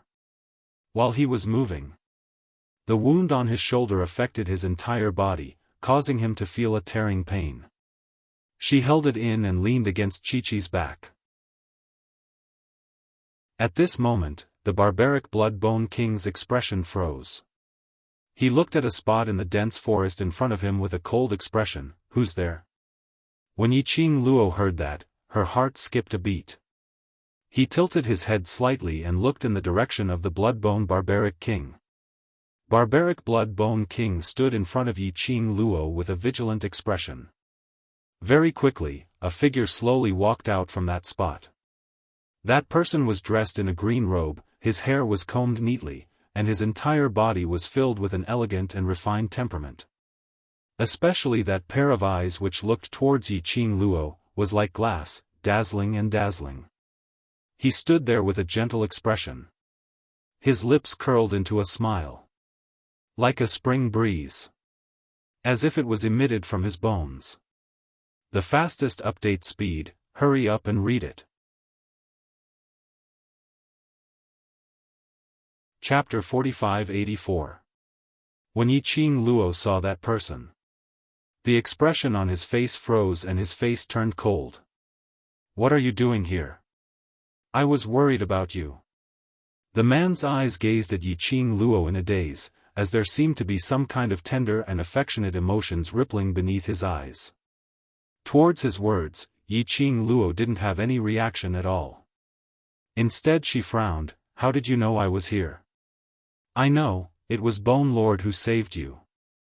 That man's gaze shot towards Blood-Bone Barbaric King and shifted onto Yiqing Luo. I knew he would hide you here, so I'm here. Yiqing Luo squinted her eyes as a cold glint flashed beneath her eyes, not showing much emotion. When the barbaric Blood-Bone King saw that person, his face was full of astonishment. How do you know about this place? Sorry. The man pursed his thin lips and apologized in a low voice. Master had asked me to follow you before. I realized that whenever you're in a bad mood, you'll come here alone. The barbaric Blood-Bone King's face darkened. From the beginning, that person from the Palace of Darkness has been on guard against me. He didn't even notice that he was being followed. Yiqing Luo snorted coldly as her brows were filled with faint ridicule. Gu Jingyu, you're indeed a loyal dog. That dark rat asked you to follow him, so you followed him. The man in front of him, wasn't he the Nirvana realm, the young sect master of the Valley of Wind, the palace master of the Dark Palace? Gu Jingyu? Gu Jingyu appeared here. This also meant that the Palace of Darkness already knew of her whereabouts. Hearing Yiqing Luo's ridicule, Gu Jingyu's brows creased slightly. He gazed deeply at Yiqing Luo's face.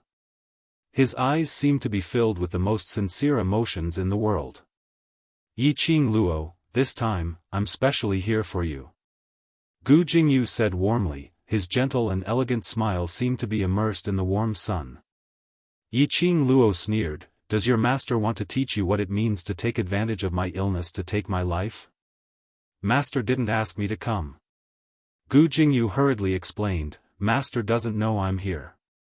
Yiqing Luo only sneered and didn't even have the desire to reply. Obviously, he didn't believe it. As for Gu Jingyu, she did not trust him at all. I'm telling the truth. Gu Jingyu pursed his lips, his face full of hurt. Master, he is in closed-door training. Now I'm in charge of the Anyo Palace. I've confirmed that Master is really in closed-door training. That's why I'm here to find you. Yiqing Luo's half-closed eyes suddenly opened. She raised her eyebrows and looked at Gu Jingyu suspiciously. Seclusion? Why are you in seclusion? The person behind the scenes of Abyss Palace, why would he go into seclusion at this time? This. Gu Jingyu hesitated. For him. After all, his master was his master. He was also one of Master's men. He liked Yiqing Luo, but that didn't mean that he could betray his master calmly. He licked his lips a few times, lowered his eyes and said, I can't say, but, I can assure you, what I said, is all true. What guarantee do you have? Yiqing Luo's gaze was fixed on Gu Jingyu's face. Watching his every change of mood. Gu Jingyu was stumped by the question as his mouth opened, and after moving for some time, he muttered, "What do you want me to use to guarantee?" Anyo Palace. Yi Qing Luo's lips curled. "I want you to use Anyo Palace as a guarantee." Gu Jingyu's expression changed slightly as a sliver of helplessness flashed past his gentle eyes. "This Anyo Palace isn't mine. I'm unable to use Anyo Palace as a guarantee. You said it yourself, your master has already gone into closed-door training." Yi Qing Luo gave a teasing smile. "Remember, this god stands on website, to prevent from losing." Chapter 45-85. Gu Jingyu's expression sunk slightly and the gaze he shot at Yi Qing Luo turned deep and complicated. "Yi Qing Luo, you can use my life as a guarantee, but I can't use my master's painstaking effort as a guarantee." Speaking in such a righteous manner, then why are you standing here? Yi Qing Luo laughed lightly and the emotions in her eyes were cold. "Gu Jingyu, if you're really that loyal to your master, then you shouldn't appear in front of me. I can't help it. I can't control myself." Gu Jingyu's gentle brows faintly revealed a trace of viciousness. As though he was forced to face this problem by Yi Qing Luo's words. He wanted to get close to Yi Qing Luo. But he was warned by Chi Chi's low growl, stopping his footsteps. He stood on the original spot, staring at Yi Qing Luo without blinking. Suddenly, he hugged his head and squatted down in pain. "I don't want to appear. But, I can't control myself, Yi Qing Luo. You don't understand, what kind of feelings do I use to treat you? I originally wanted to be a stranger to you, you're right. We're destined to be enemies. We're destined to be enemies. I also want to be as cold and heartless as you treat me. But, I can't do it. I can't do it. The minute I heard that you're injured and heard that you're here, Master specially concocted the profound Een fragrance for you. I couldn't control myself. I want to see you. Want to see you safe and sound." The man's voice was hoarse, filled with despair. It wasn't a confession of love so deep that it was pink. But a confession of despair which made one at a loss and helpless. Listening to Gu Jingyu's hoarse and despairing accusations, the air was filled with silence for several breaths. After some time, Yi Qing Luo's curly long and thick lashes moved slightly. Her pink lips pursed before she slowly opened her mouth. "Gu Jingyu." Her 3 words made the man's heart instantly lifted up. As though he was waiting to be sentenced to death. That kind of anxiety, but also despair. "I'm very grateful for your feelings towards me." Yi Qing Luo knew Gu Jingyu's feelings towards her, but she didn't expect it to be so deep. She closed her eyes. "You know very well that I won't like you. Don't waste the time and opportunities that you should have on me. It's hard to have the best of both worlds. Since you've chosen to stand on your master's side, you should control your feelings. On one hand, you help your master and do things that hurt me, but on the other hand, you sincerely express your feelings to me. I really don't know how to view your feelings." Gu Jingyu clenched his fists. How would he not know what Yi Qing Luo said? But, so what if he knew? He knew it better than anyone else. You shouldn't try to have it both ways. At the same time, he was fulfilling his feelings. At the same time, he fulfilled his loyalty. But, secluded palace and Yi Qing Luo. How could they possibly exist in peace? If possible. He really didn't wish that he would have such deep feelings towards Yi Qing Luo. "You can leave." Yi Qing Luo took a deep breath. "I believe what you're saying now, but I don't need your help. From start to finish." She was observing Gu Jingyu's expression. From Gu Jingyu's subtle expressions and reactions, she trusted Gu Jingyu. The person behind the scenes in Nether Palace should have really gone into closed-door cultivation. Of course, there was a possibility that the person behind the scenes in Nether Palace had also cheated Gu Jingyu. Gu Jingyu's expression changed slightly, as though he hadn't expected Yi Qing Luo to chase him away. I can save you. What you have on you is the profound Yin fragrance, and if you don't expel it from your body in time, you will become Master's puppet. Dear, this chapter has ended, I wish you a happy reading. Big smiley face.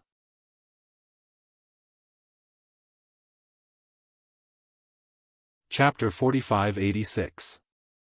I got it. Yi Qing Luo's expression was still indifferent as there wasn't any change in her emotions, but, I don't need you to save me. Gu Jingyu's body stiffened as he stood there in a daze. His eyes stared at Yi Qing Luo without blinking as his chest seemed to be churning with raging waves. Leave. As though she hadn't noticed the change in the man's emotions, Yi Qing Luo continued to speak coldly. You hate me that much? So hateful that you don't even want me to save you? Gu Jingyu's voice was trembling slightly. If one looked closely, one could tell that his body was trembling. Yi Qing Luo didn't look at him as she replied indifferently, I just don't need it. Not hateful. Just don't need it. Gu Jingyu's expression faded as his fingers clenched into a fist. He raised his head as he clenched his fists tightly. The warmth in his eyes was no longer there. What replaced it was a patch of darkness. His body stiffened as step by step, he slowly turned around and walked towards the dense forest which he came from. His footsteps were shaky as he walked step by step, as though it was extremely strenuous. As though he was stepping on a sharp blade. Slowly, he entered the dense forest, disappearing in front of the two of them. Yi Qing Luo didn't even glance towards Gu Jingyu's direction as she said indifferently, let's go. Her fingertips gently stroked the profound phoenix ring. Blood-bone barbaric king who had been silent looked at the direction where the man left and retracted his gaze. He can save you, why did you reject him? Yi Qing Luo shut her eyes and didn't say a word. Blood-bone barbaric king frowned, the injury on your body, even this god can't do anything about it.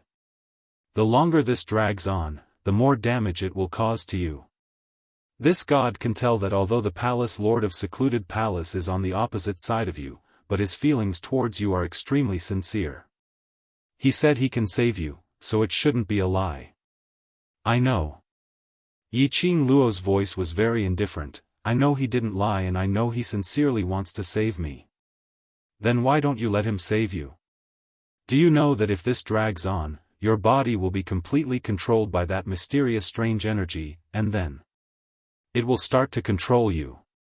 At that time, if I don't kill you, then your beloved man will kill you. Only then will he be able to stop you from doing anything wrong. Yi Qing Luo's eyelashes fluttered slightly as she slowly opened her eyes. Her long and narrow eyes overflowed with a faint light. Very dark, very deep. It's precisely because I know that I can't let him save me. We are destined to be enemies. The more he cares about me, the more he'll push himself to the point of no return. The person behind the scenes of Gloomy Palace is not a good person. Tolerating him time and time again, there will come a time when he explodes.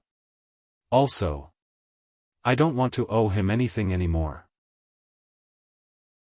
So, I don't need him to save me. The young girl's cold voice was like a bone-piercing chill. Bit by bit, it tainted the surrounding air. It was as if everything in the surroundings had been frozen by frost. The blood-bone barbarian king's eyes flickered as he sneered, you're quite considerate of him. It's not for his sake. Yi Qing Luo's tone was calm, I just don't want to get involved with other relationships. The blood-bone barbarian king only smiled. Then he patted his sleeves, since you've already decided, I'll follow your wishes. Now, let's go. Yi Qing Luo closed her eyes again. Only. There was a long silence. She still didn't sense that Chi didn't move. Nor did she hear the blood-bone barbarian king's footsteps. End of this chapter. Chapter 4587. Yi Qing Luo called out to blood-bone barbaric king in puzzlement. But there was no response. She frowned and opened her eyes again. Blood-Bone Barbaric King stood by her side, looking straight ahead without blinking. He probably sensed that Yiqing Luo had opened her eyes. He indicated for Yiqing Luo to look ahead. Yiqing Luo looked over. She saw a figure standing in front of Chi-Chi. Chi-Chi bared its teeth, but it wasn't too fierce. Yiqing Luo stared at that person and frowned slightly. "Why are you back again?" The person in front of her was Gu Jingyu, who had left earlier. Gu Jingyu didn't say a word as his gentle glass-like eyes gazed deeply at Yiqing Luo. The expression on his face was as gentle as jade. His thin lips curled up slightly, containing a gentle smile. As though he didn't care about Yiqing Luo's attitude. Yiqing Luo felt uncomfortable being stared at, and the expression on her face was impatient. "Gu Jingyu, I've said this before, I don't need your help, please leave." Gu Jingyu slowly walked towards her. Chi-Chi bared its teeth and wanted to stop him. But it thought that this man was the only one who could save its master. Selfishly, it didn't want to stop him. While it was in a dilemma, Gu Jingyu was already standing next to Yiqing Luo. Blood-Bone Barbaric King's eyes locked onto him. In case he suddenly made a move. Yiqing Luo laid on Chi-Chi's back, facing Gu Jingyu. "What is your motive?" Gu Jingyu's lips curled. "I want to save you." "I said, I don't need it." Yiqing Luo rejected without hesitation.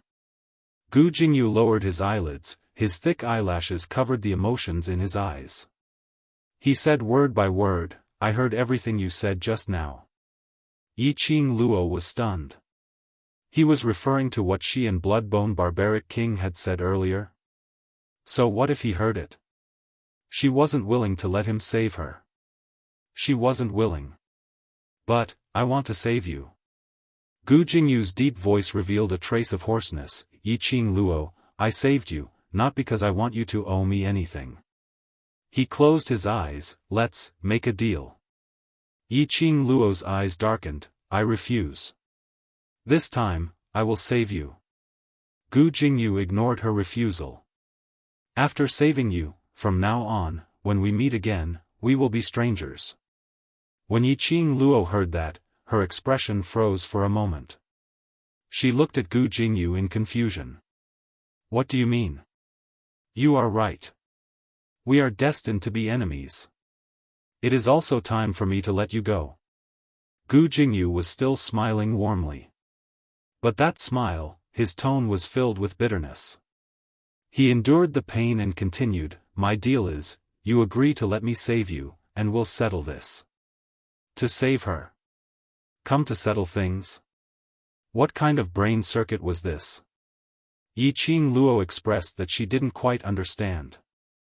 Gu Jingyu pursed his lips tightly, as he paused every word, as though he was declaring his determination for Yiqing Luo to hear, and also for himself to hear. "After saving you. The next time we meet, I will not feel any pity for you. So, after I save you, the next time we meet.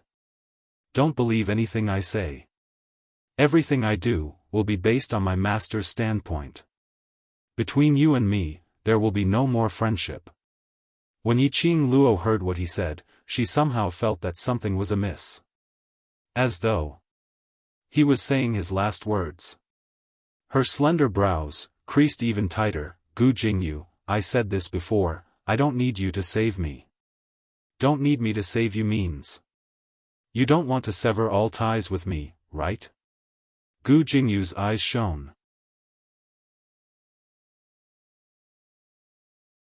Chapter 4588. Happy New Year automatically refresh at 6 in the morning. Pei Sheng slowly lowered his head, his face filled with pain and confusion. Seeing that he did not reply, Yiqing Luo curled her lips into a smile. However, there was a hint of mockery in his laughter. "Why don't I give you an idea?" Although he felt that Yiqing Luo's laughter was a little strange, there was also an inexplicable pain in his heart. But hearing Yiqing Luo's words, Pei Sheng swiftly raised his head and looked at Yiqing Luo. The moment he raised his head, he met with Yiqing Luo's smiling yet not smiling eyes. That pair of eyes that were as deep as the abyss were very black. It was the kind of extreme darkness. Her eyes were obviously seductive and seductive. However, it made people tremble with respect and fear. Why don't you just throw away the mess that is treasure gathering and just walk away from it? Anyway, you're going to the heaven realm, so it doesn't matter what happens here, right? These people came here because you're a branch family member of the Huangfu clan. Even if you leave with the Huangfu clan and leave this mess behind, I'm sure they won't blame you. After Yiqing Luo finished her words, she propped up her chin as she looked at him with her curved eyes. There was a smile on his face. However, Pei Sheng could sense the coldness in that smile. The two customers who were registering at the side, can't you be more considerate of them? They were still there. Was it really a good idea to reveal the purpose of their visit like there was no one else around? No. No way. He almost blurted it out. Pei Sheng widened his eyes and shook his head forcefully. Absolutely not. The Treasures Exchange Hall was his father's blood, sweat and tears.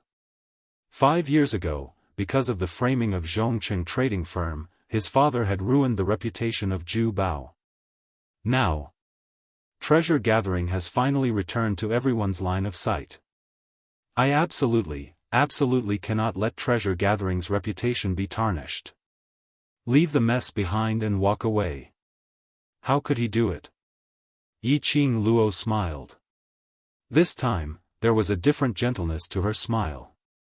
She was still holding her chin. He was in the same position as before. It was just that the aura emitted from his body was slightly restrained. Since you feel that this method is not feasible, then, what are you going to do? Yiqing Luo asked with a smile. Pei Sheng fell silent again. Yiqing Luo didn't urge him to reply at all. A moment later, in this strange atmosphere, Pei Sheng moved his mouth and softly spat out a few words. I will stay in the land. Yiqing Luo raised her brows and continued to smile. No regrets?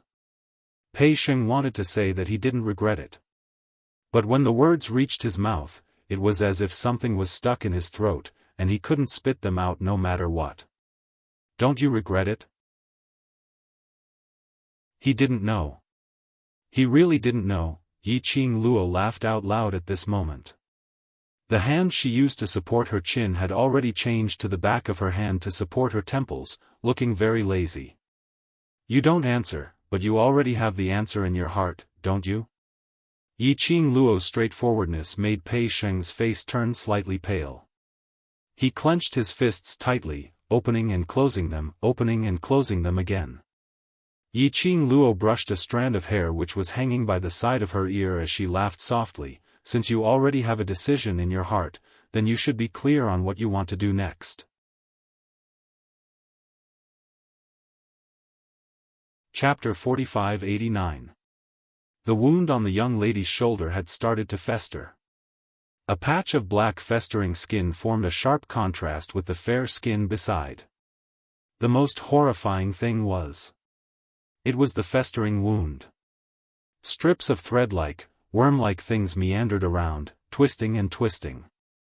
Constantly twisting around that large patch of wound. It was extremely ghastly. Every time that thing twisted and twisted, it would twist and twist. It made the young lady suck in a breath of cold air. Her body was trembling. Bloodbone Barbaric King took a look at Yiqing Luo and then looked at Gu Jingyu, following that. His arm moved. A gravitational force landed on Yiqing Luo's neck. You. Gu Jingyu's pupils contracted as he subconsciously stretched out his hand to block it. Bloodbone Barbaric King was sure that Yiqing Luo had really fainted before he spoke calmly. She's an alchemist, medication won't have any effect on her. Gu Jingyu swallowed back the words he was about to say. It wasn't hard to see the worry in his eyes towards Yiqing Luo. Bloodbone Barbaric King didn't beat around the bush. Can you really save her? I can. Gu Jingyu nodded his head confidently. But if one listened carefully, one would be able to hear the slight tremble in his voice. Her wound has already worsened, we must act as soon as possible to expel the profound fragrance. Bloodbone Barbaric King pursed his thin lips slightly as he stared at Gu Jingyu quietly. On what basis do I believe you? Her injury can't wait any longer. Gu Jingyu revealed an anxious look. Generally speaking, after the profound fragrance enters the body, it needs at least 7 days of incubation before it starts to act. In the initial stage, the profound fragrance will spread to the injured person's internal organs, injecting the active profound fragrance. In the final stage, the wound will start to fester, and this is the final stage of the profound fragrance. In the final stage, the injured person will be controlled by the profound fragrance, and will lose all self-consciousness. Gu Jingyu pointed at the silk thread thing on Yiqing Luo's shoulder. This is the profound fragrance.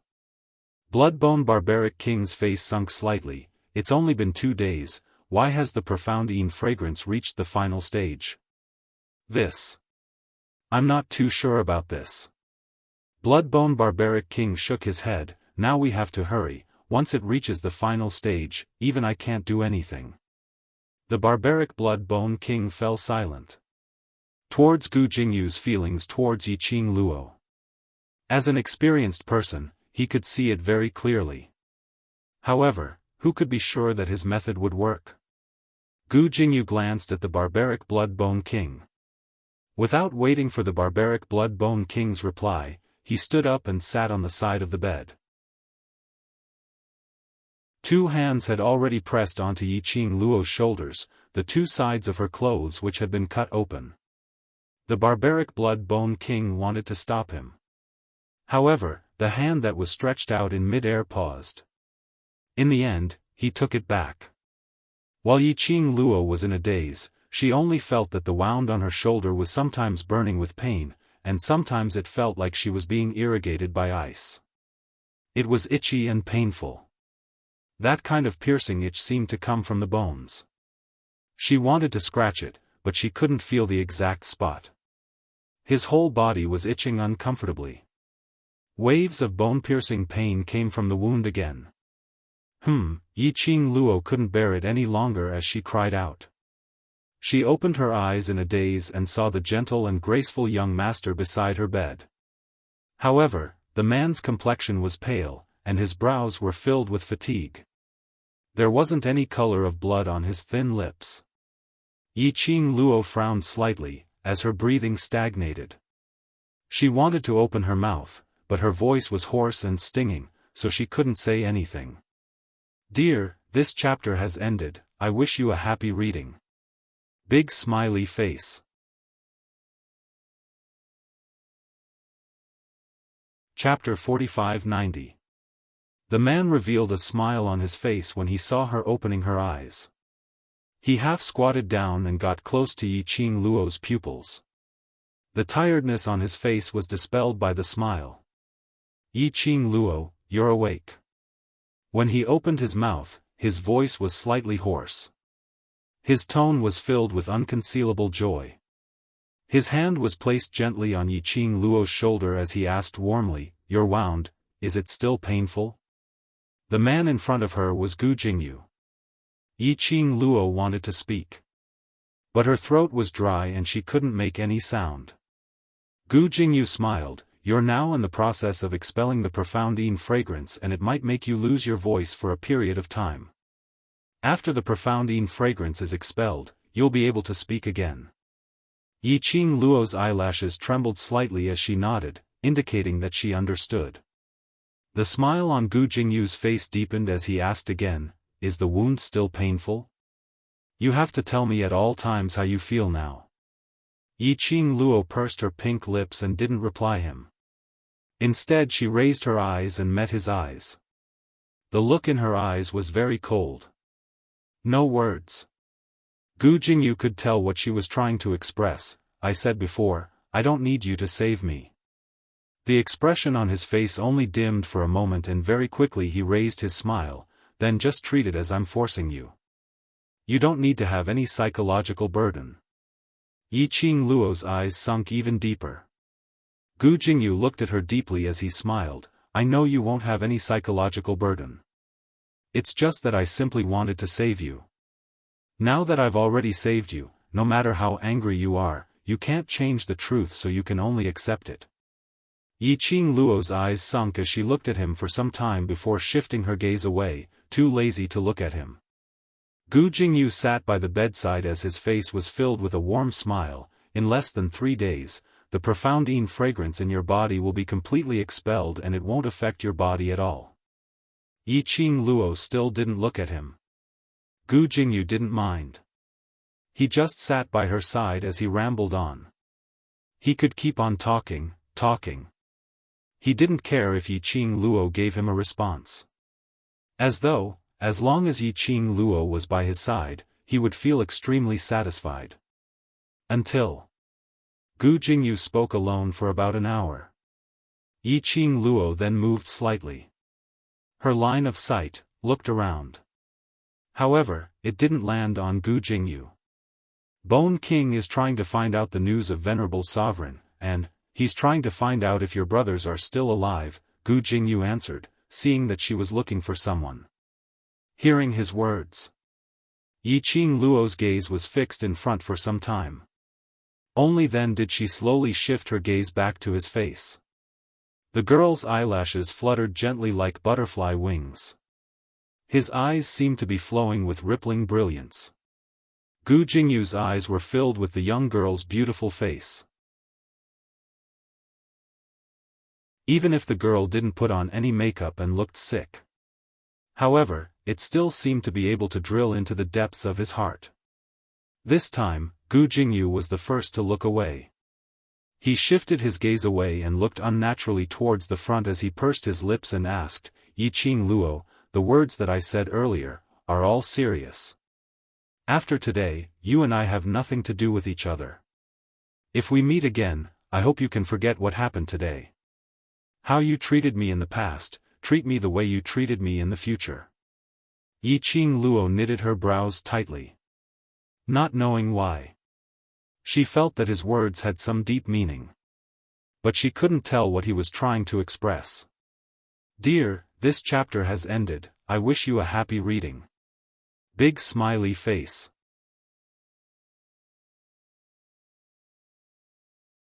Chapter 4591. Perhaps he sensed the young lady's puzzled gaze. He suddenly regained his senses, and when he turned his head to look at Yiqing Luo, his lips revealed his signature warm smile. I am thinking to really let go of you. If your gaze lingers on me for just a moment more, I will feel that I still have a chance. He smiled. His smile turned bitter. If in future, you don't wish to be pestered by someone like me, then just be as heartless as now, don't give me any hope. Yiqing Luo's eyes flickered slightly. She opened her mouth wanting to say something. But Gu Jingyu's hand was pressed against her lips. Don't speak, it will affect your body. He spoke in a gentle voice. Yiqing Luo nodded. Gu Jingyu looked at her quietly for a moment. The hand which was pressed against his lips took some time before he slowly retracted it. When his fingers were placed back on his knees, his eyes dimmed by quite a bit. The next 2 days, it had always been Gu Jingyu by her side, taking care of her. Yiqing Luo's wound, which was itchy and painful from time to time, was only left with itchiness. In the end, she couldn't feel any sensation from her wound. Her throat slowly started to emit a slight airflow sound. She could also get off the bed and take 2 steps. Savage Blood Bone King would return roughly 2 to 3 times a day. Every time he took a look at Yiqing Luo's condition, he would leave in a hurry. Every time she saw Savage Blood Bone King, Yiqing Luo would use a hopeful gaze to look over. But Savage Blood Bone King had never given her an answer. No answer meant that there was no result. Yiqing Luo was feeling apprehensive, but she also understood. Right now, no result was the best result. At least, there was no evidence to prove that her brothers had all died in that stretch of mountain range. Thinking about those people in the world group again? Gu Jingyu carried a bowl of black medicinal liquid as he walked to the wooden chair beside Yi Qing Luo's bed. As he sat down, Yi Qing Luo received the medicine. The pungent medicinal liquid was extremely unpleasant. Even Yi Qing Luo couldn't smell out what was the composition of this medicinal liquid. She drank the medicinal liquid expressionlessly. Gu Jingyu took the empty medicine bowl, and a faint smile appeared at the corner of his mouth. This is the last bowl of medicine. The rest depends on your physique. Maybe the xianin fragrance will be exhausted, or maybe it will be tomorrow. Yi Qing Luo nodded her head as she looked at the man in front of her, that extremely warm smile on his face. Her pink lips moved slightly. Thank you. The sound of air drifted over so lightly that it was almost inaudible. Gu Jingyu's movements paused, and his smile grew warmer. This is something I am willing to do. There is no need for you to thank me. Yi Qing Luo's eyelids drooped as she turned sideways and leaned against the headboard. The wound on her shoulder was still there. But now, the wound had recovered its pink and tender color, and was no longer festering black. Gu Jingyu washed the dishes and put them away. He returned to Yi Qing Luo's bedside. He sat down and chuckled. After today, we will no longer be strangers, he was smiling. There was a hint of amusement in his tone. But in the ears of the people. But it was so bitter. I really miss these 3 days. Gu Jingyu laughed lightly again, as a warm glint flowed between his eyes, as though a warm current flowed into her heart. And thank you, for letting me have these 3 days of dreams. Yi Qing Luo's drooping eyelids finally had some changes. She raised her head and looked at Gu Jingyu, as her slender brows creased. You're leaving? His words seemed like his final farewell. With the young lady's gaze, Gu Jingyu's lips turned even more radiant. That's right. I said before, I only wanted to save you.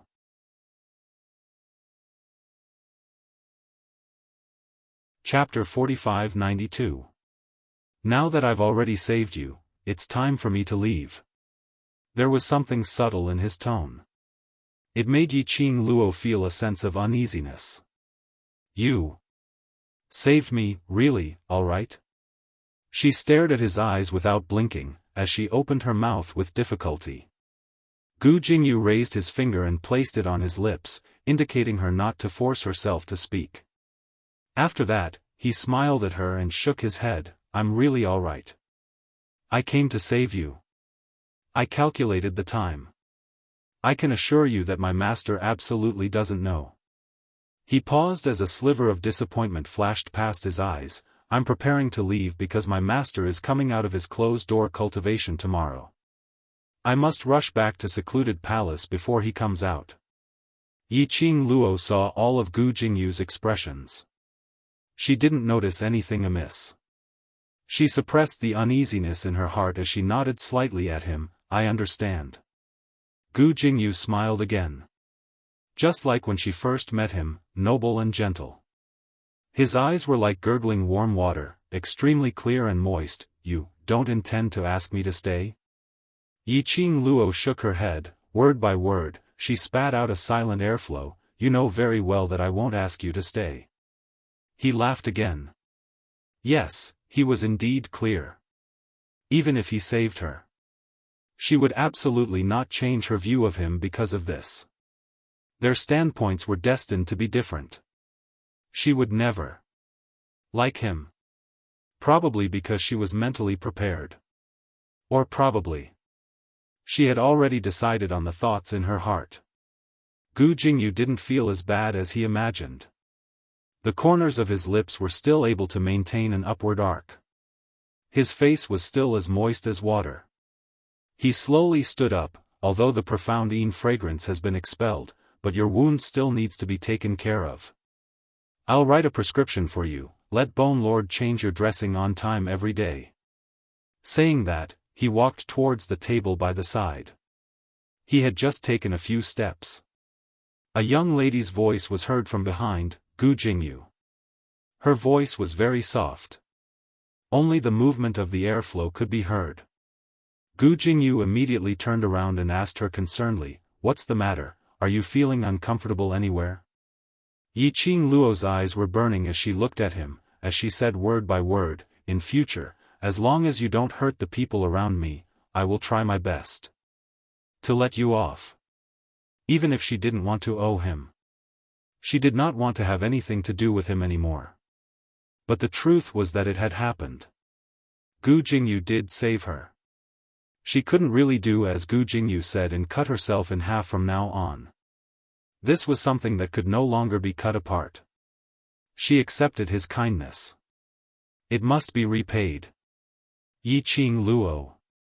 Gu Jingyu's expression turned serious. He suddenly increased the strength of his palms on her arms.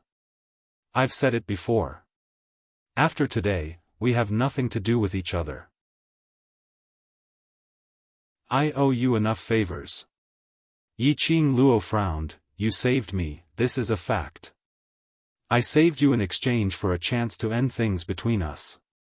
I'm using this method to force myself to give you up." Gu Jingyu's eyes rippled with a trace of madness. "If you can't accept me and can't be with me, then don't give me any hope. Don't give me even a little bit of hope," that gentle and respectable man. Right now his breathing was hurried as he grabbed her arm, his emotions were very agitated. "Yi Qing Luo, I don't want you to be soft-hearted towards me, to show mercy to me." Yi Qing Luo's brows creased even tighter. The pain in his arms was also a little painful due to his agitation and tightening his grip. "Dear, this chapter has ended, I wish you a happy reading." Big smiley face.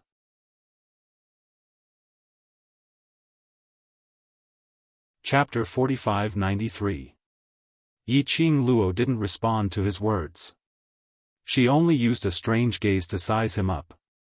As though she was guessing the deeper meaning of his words. Gu Jingyu suddenly regained his senses as he let go of her arms. He stood up abruptly with his back facing Yi Qing Luo. "I'm sorry, I didn't mean to hurt you. I just thought. He paused for a while before he continued to say the following words, "I just thought, to really let you go." His hands slowly clenched into fists. "Yi Qing Luo. You're not willing to cut off all ties with me, can I have a little bit of hope, that actually you will fall in love with me? If there's no overlord, will you be with me?" The man's tone was filled with caution and anticipation. Yi Qing Luo looked at his back view. Looking at his stiff and slightly trembling body, Yi Zichen could not help but sigh. Momentarily she didn't know how to answer. "No, I won't." Right at this moment, a chilly, low, and deep voice that was mellow and hoarse like fine wine sounded out. That voice was mixed with a deep and cold anger. It brought along an oppressive aura as it pressed forward. But in an instant, the entire thatched cottage seemed to have turned into an ice cellar, so cold that it was bone-chilling. That tensed-up Gu Jingyu, who was standing there, suddenly stiffened when he heard this voice. His eyes, uncontrollably widened. Totally different from Gu Jingyu's reaction was Yi Qing Luo, who was on the bed. She suddenly sat up straight, her eyes went past Gu Jingyu, fixated on the front without blinking. Her long and narrow eyes surged with joy. "Lil Luo, is my woman, you have no hope at all." The man walked into the room, his cold gaze looked at Gu Jingyu coldly. "Even without me, it's not your turn." When he walked to Gu Jingyu's side, the man's expression became more vicious. In his eyes, a wisp of murderous intent could be seen spreading. "Ah! Xian." The young lady's soft voice was heard from the front, and instantly attracted the man's attention. He retracted his murderous aura. He rushed to the side of the bed. Just as he sat on the side of the bed, the young lady had already pounced into his arms. The wound on the girl's shoulder was still there, and it looked very ghastly. His pupils constricted as he circled the girl's soft waist with one arm. The other hand wanted to encircle Yiqing Luo but was worried that it would touch the location of the wound. Little Luo, does it hurt? He looked at the girl's wound with heartache, and his eyes were bloodshot. Yiqing Luo buried her head tightly in the man's chest and shook it. But it hurts. The man's mellow voice was low, and he couldn't wait to rub the girl's delicate body into his. He lowered his head slightly. His nostrils were filled with the delicate fragrance of a young girl. His eyes gradually became warm. I miss you. Yiqing Luo's hands were tightly wrapped around his waist. Her head was pressed against the man's chest. She missed him too. I really want to. She had already planned to look for Dmo Xian after the profound Yin fragrance was completely expelled from her body. Unexpectedly, he had already found his way here. The pair of lovers, who had missed each other for a long time, hugged each other tightly. It was as if the world between them could no longer contain a third person. That kind of sweetness, sincerity, without any impurities. Not too far away, the stiff Gu Jingyu stood there in a daze. He didn't dare to turn his head. Didn't want to look at the sweet scene between them. But even if he didn't turn his head, in his mind, he could imagine numerous scenes. He was the clearest. Just how loving was Yiqing Luo and Dmo Xian. Dear, this chapter has ended, I wish you a happy reading. Big smiley face.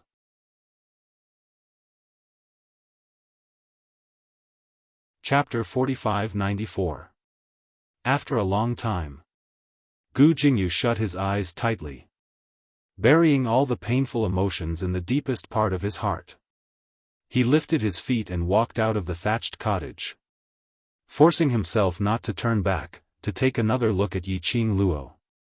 Just as he closed the door, the middle-aged man's deep voice was heard from behind, leaving already? Yes. Gu Jingyu looked at the person in front. I should leave. You really want to cut off all ties with Qing Luo? Blood-Bone Savage King's sharp brows examined Gu Jingyu. Gu Jingyu laughed. This is the only way, it's best for both of us. You can bear to? Blood-Bone Savage King narrowed his eyes. This god is very clear. These few days, it's not that Qing Luo can't speak, but you. Don't let her speak. Gu Jingyu didn't panic after being discovered. Instead he laughed. You saw through it? Blood-Bone Savage King didn't reply, but the gaze that was examining him was filled with probing. Gu Jingyu raised his head, gazing at the slightly gray sky. He smiled, because, I'm afraid she will reject me. Her words are always so cold, not giving me any hope.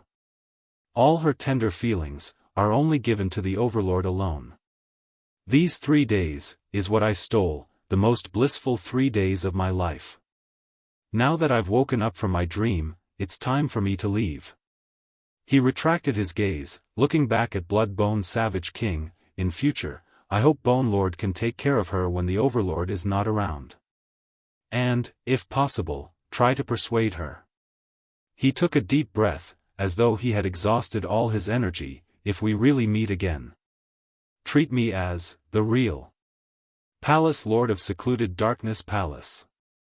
In the house, the young couple were affectionate for a long time.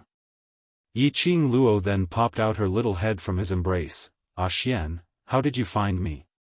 When she spoke, every word was exhaled. Dmo Xian's eyes were filled with heartache, as he bent down and kissed her lips. I followed Blood-Bone Savage King here. You. Have you found Xiao Yi and the rest? Yiqing Luo grabbed his robe tightly, as she asked carefully. Her tone was filled with apprehension and uneasiness. But he was afraid to find out about them. He was also looking forward to hearing their news from Dmo Xian. Dmo Xian's body stiffened, his large palm caressed her face. Found it. His reaction scared her. The young girl was slightly startled. Her little hand gripped his collar tighter. Then, they're fine, right? Don't worry. Dmo Xian's slender fingers slowly unclenched her 5 tightly clenched fingers as he comforted her in a warm voice. You used the azure dew ring to protect them at the last moment. They're all right. After hearing this piece of news, all the worry and pressure that he had been feeling for the past few days disappeared. Her delicate body froze. He relaxed again. Her long and narrow eyes began to redden. They're all right. Are they really all right? Yiqing Luo's voice was slightly agitated. The airflow when she exhaled also made her throat feel extremely uncomfortable. But she didn't seem to notice it as she grabbed onto Dmo Xian and continued, then where are they now? They're all right, right? And Zhan he. Oh, Yiqing Luo wasn't able to finish her question in time. The man had already bent his head down, as he forcefully bit on her lips, sealing all her words. The man's overbearing aura instantly infected the young girl. Dear, this chapter has ended, I hope you enjoy reading. Big smiley face.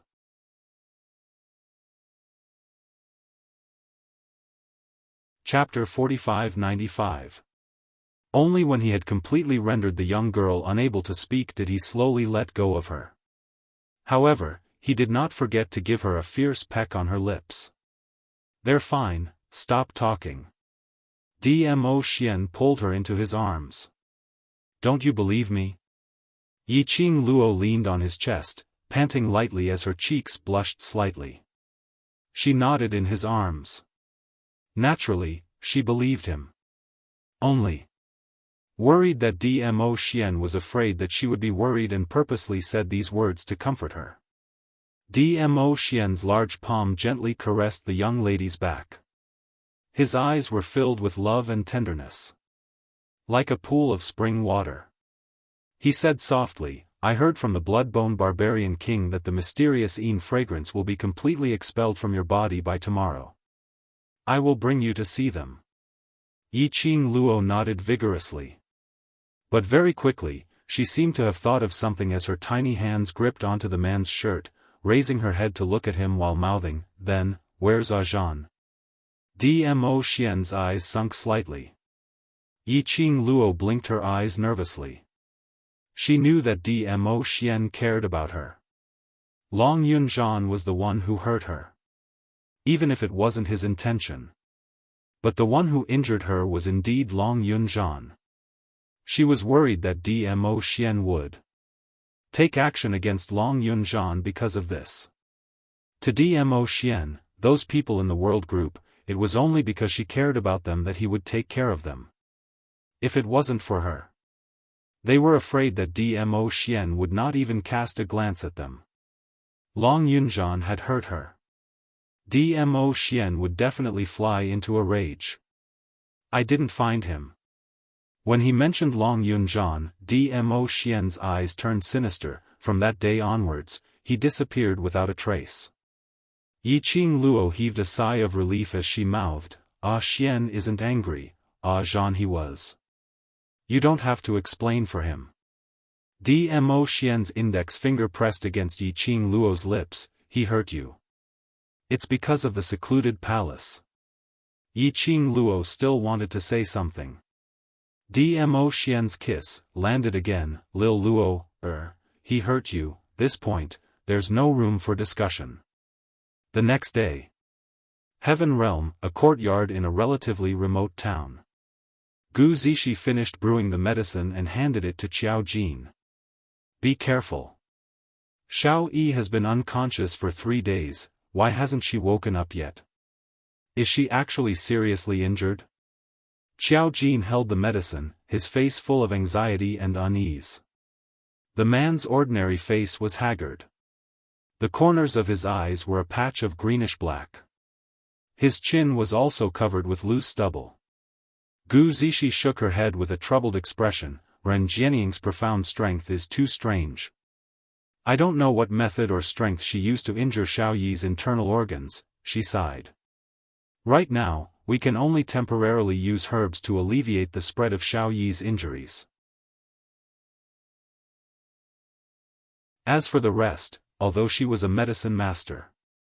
However, these internal injuries were far beyond her understanding. She was still helpless. Especially now, their group was completely like fugitives in the heaven realm. If he stuck his head out, it was very likely that he was caught again. The power of the Palace of Darkness combined with the power of the Ren family. It was about to swallow the entire heavenly realm. She didn't even dare to go out to look for medicinal herbs, or to invite a more powerful doctor. Xiao Jin's eyes were filled with pain. He shut his eyes hard as he carried the medicine and went to Yan Xiaoyi's room. Gu Zixi looked at Xiao Jin's back view as she sighed silently. Behind her, an arm encircled her petite body. The man's gentle voice was heard from behind, "Xiao Jin is too worried about Xiao Yi, don't take it to heart." Calm. WonderfulBookhouse.com.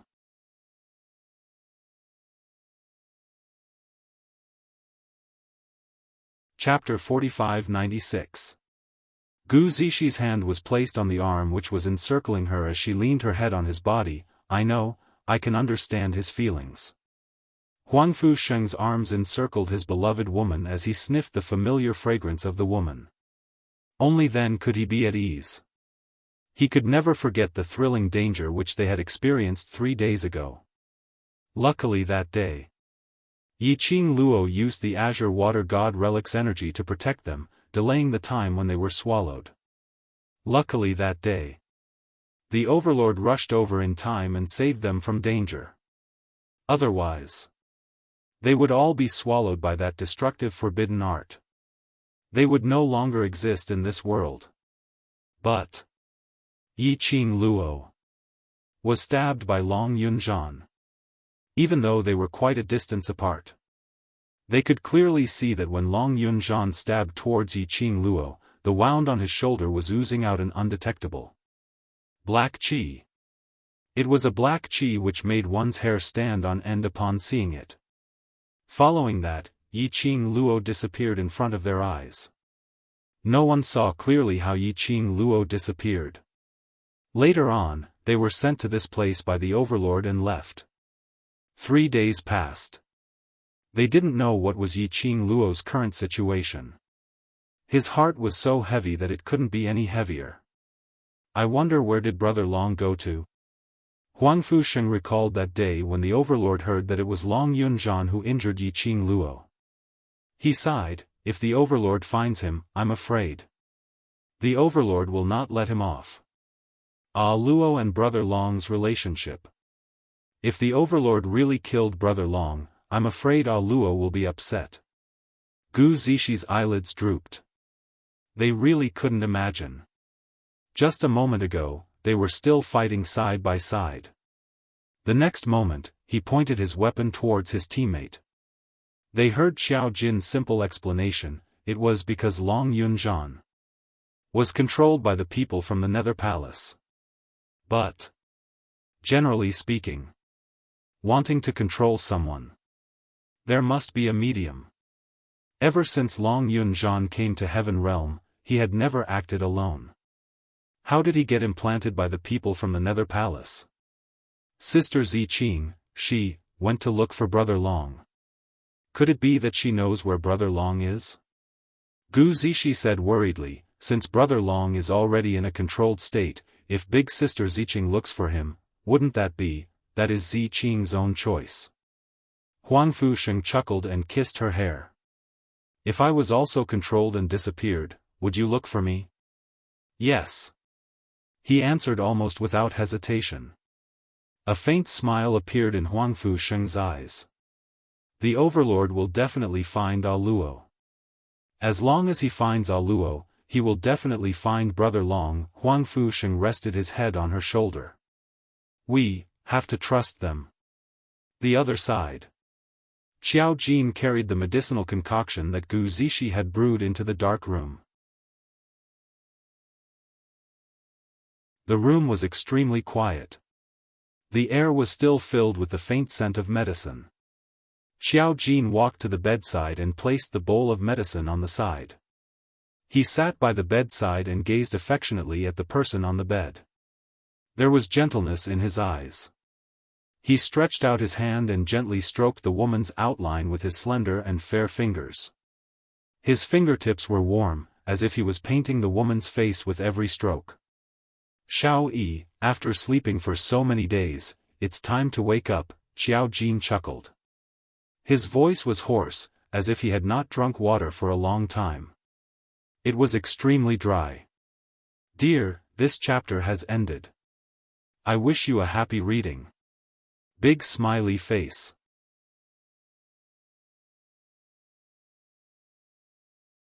Chapter 4597.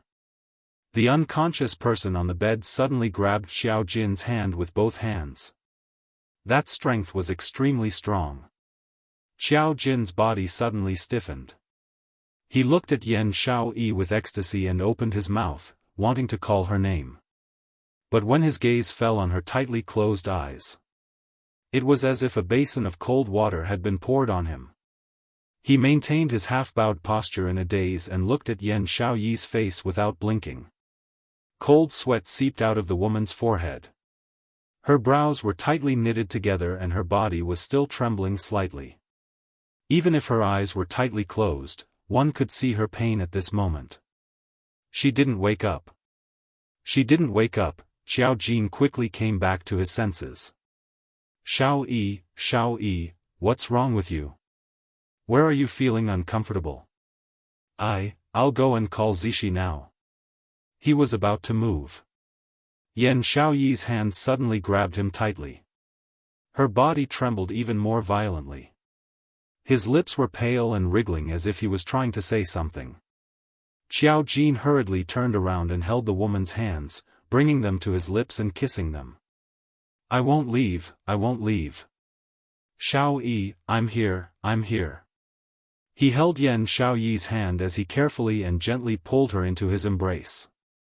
He used his own warmth to dispel the coldness in her body at this moment. Jean. Vaguely, he seemed to hear the woman murmuring in a low voice. He looked at the woman's pained expression and slowly moved closer to his ears. The woman's pained, powerless and worried voice entered his ears. Jean, I won't let anything happen to you. Jean, don't be stained by dirty blood, I will protect you. Jean. Jean, the woman was muttering Xiao Jin's name while she was unconscious. Xiao Jin's body slightly stiffened. Finally, slowly, he hugged the girl. His lips covered the girl's cold lips. His hoarse voice was clear and low. I'm fine, I'm well protected by Xiao Yi. You, hurry up and get well, continue to protect me, bang. A loud sound resounded in the courtyard. Then, the boundless profound waves pressed down. Numerous cracks rapidly appeared on the ground. The two of them, who were hugging each other in the courtyard, froze and quickly looked in the direction of the sound. He saw that on the walls of the courtyard, more than 20 black-clothed dark guards had gathered. In the sky, there were still a few flying magical beasts circling around. Huangfu Sheng's expression changed. Not good. The Palace of Gloomy Darkness has discovered our tracks. Quickly go tell Xiao Jin and Xiao Yi to leave. Gu Zishi nodded and glanced at the enemies surrounding them. With a solemn expression, she quickly rushed to Yan Xiaoyi's room. You're really not dead yet. A sharp voice came from outside. Then, the courtyard's gate was kicked open. A woman dressed in a luxurious brocade robe walked in. Gong Xiazhu. Huangfu Sheng frowned when he saw the man. Why are you here? This princess is naturally here to capture you. Gong Xiazhu sneered as he scanned the courtyard. The dignified young master of the Huangfu clan is actually living in such a place? Aren't you afraid of lowering your social status? Huangfu Sheng sized up Gong Xiazhu. On the surface, the entire heaven realm was divided between the Ren clan and the imperial family. But in reality, the imperial family had long become the Ren clan's lackey. Unexpectedly, Gong Xiazhu personally chased them to a remote town that was still a long distance away from the old city. Was it because of Ren Jianying's order? Dear, this chapter has ended, I wish you a happy reading. Big smiley face.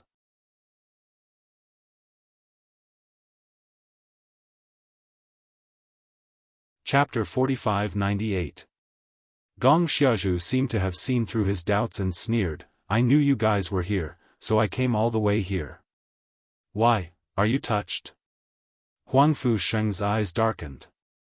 In that case, the Palace of Darkness was absolutely certain that they were hiding here. How did the Palace of Darkness find out about their whereabouts? Suddenly, there was a commotion coming from the walls of the backyard. Then there was the sound of the collision of the mystic waves. Gong Xiaozhu's expression froze and she quickly headed to the backyard. Huangfu Sheng also hurried to catch up. Backyard. Xiao Jin carried Yan Shaoyi and was blocked by the dark guards in the backyard. The man's golden eyes seemed to be shining with a dazzling golden light as he looked coldly at the group of people in front of him. All of you, scram. Shaoyi doesn't want to see me stained with blood. Don't force me to kill you guys. The dark guards blocked in front of him. They were afraid of the man's golden eyes. But as dark guards, they were not allowed to have any fear or dread. After Gong Xiaozhu rushed over, she looked at Xiao Jin's eyes and sneered, Young Master Huangfu, so what if you have the inherited golden eyes of the Huangfu family? Do you think you can defeat the thousands of troops of the imperial family? Moreover, there is no such thing as the Huangfu family anymore. All the people of the Huangfu family are dead. Do you still care about your eyes? Gong Xiaozhu's words caused Xiao Jin's eyes to quickly look in her direction. His gaze was cold, like an emotionless beast. The golden flowing light was sharp and cold. Gong Xiaozhu felt a cold wind blowing over her body. She shuddered and looked around her surroundings a few times. Seeing that there were only two pairs of lovers in front of her, her expression instantly turned ugly. Where is Ren Jianming? Where is he hiding? Huangfu Sheng frowned and was about to speak. Xiao Jin shook his head at him and stopped him. Then, his golden eyes looked coldly at Gong Xiaozhu. You want to know where Ren Jianming is? I can tell you. Gong Xiaozhu's eyes flashed with a trace of fire. Where is he? Withdraw everyone and I will tell you where he is. Xiao Jin said indifferently. Gong Xiaozhu, impossible. Xiao Jin's thin lips curled up slightly, the coldness on his face becoming even more intense. Then, you can forget about ever knowing where Ren Jianming is. Gong Xiaozhu's face turned red. His sinister eyes were filled with killing intent. Her fingers clenched tightly as she glared venomously at Xiao Jin. I want to see just how hard your bones can be. She took a step back and ordered, do it. There's an order from the Ren family, capture him alive. Yes. Countless profound practitioners in the surroundings swarmed into the courtyard. The chaotic footsteps caused the entire courtyard to tremble. Majestic profound waves spread out in the air. Huangfu Sheng blocked in front of Xiao Jin, took out his weapon, and slashed forward. Xiao Jin, leave with Shao Yi first.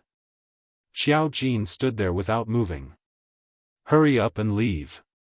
Shao Yi could not be injured again. Even if it's for Shao Yi, quickly leave. Gu Zishi pushed Xiao Jin. Xiao Jin looked at the large number of profound practitioners in front of him. A thick aura pervaded the entire courtyard. His golden eyes flickered slightly. Then, he handed the person in his arms over to Gu Zishi. Take her away. Leave this, to me. No. No. How can you be their match?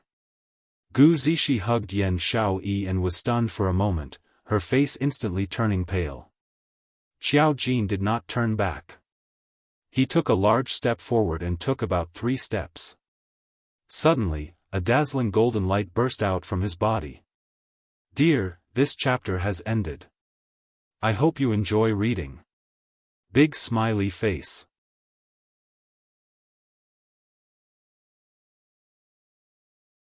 Chapter 45-99.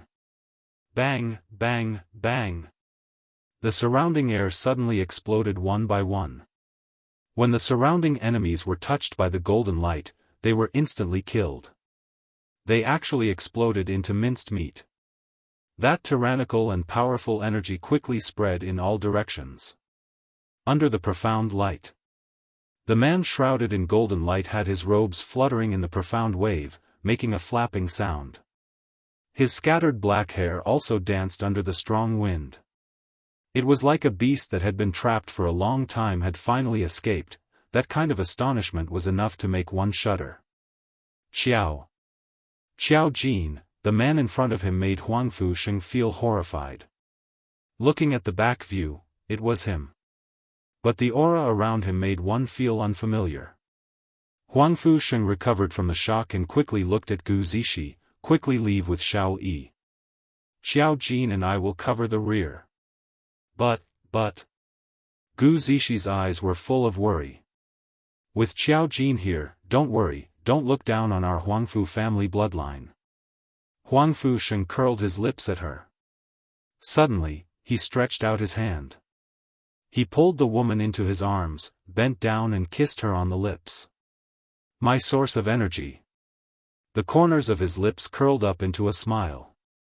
When he let go of the woman, that pair of black eyes was covered with a layer of dark gold.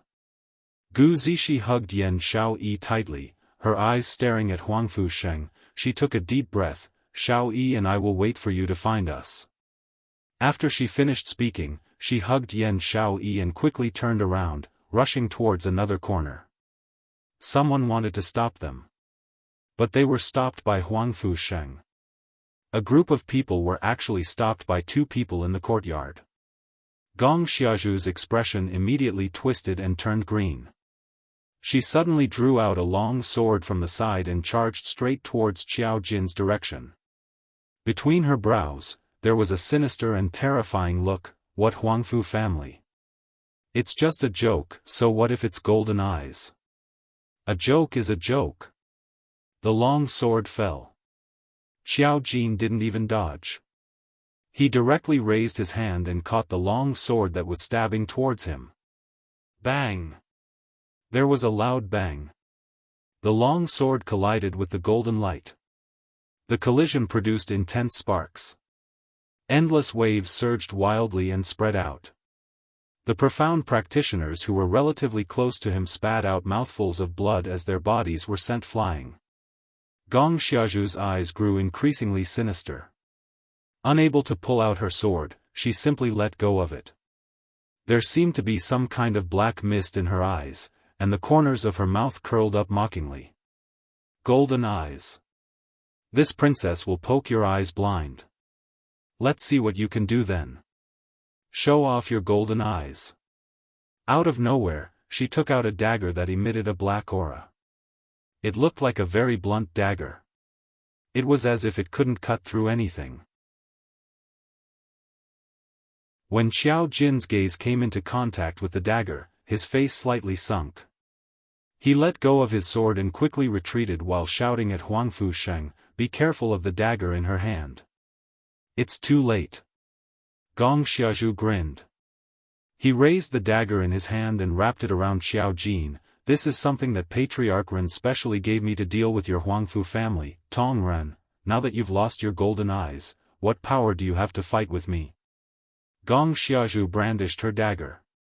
The black aura floated and continuously headed towards Xiao Jin's eyes.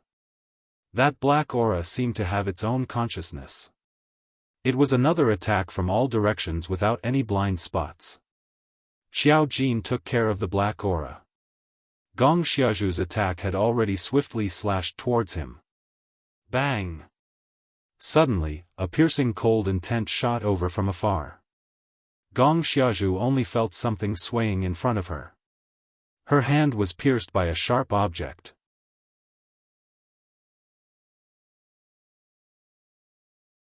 Chapter 4600.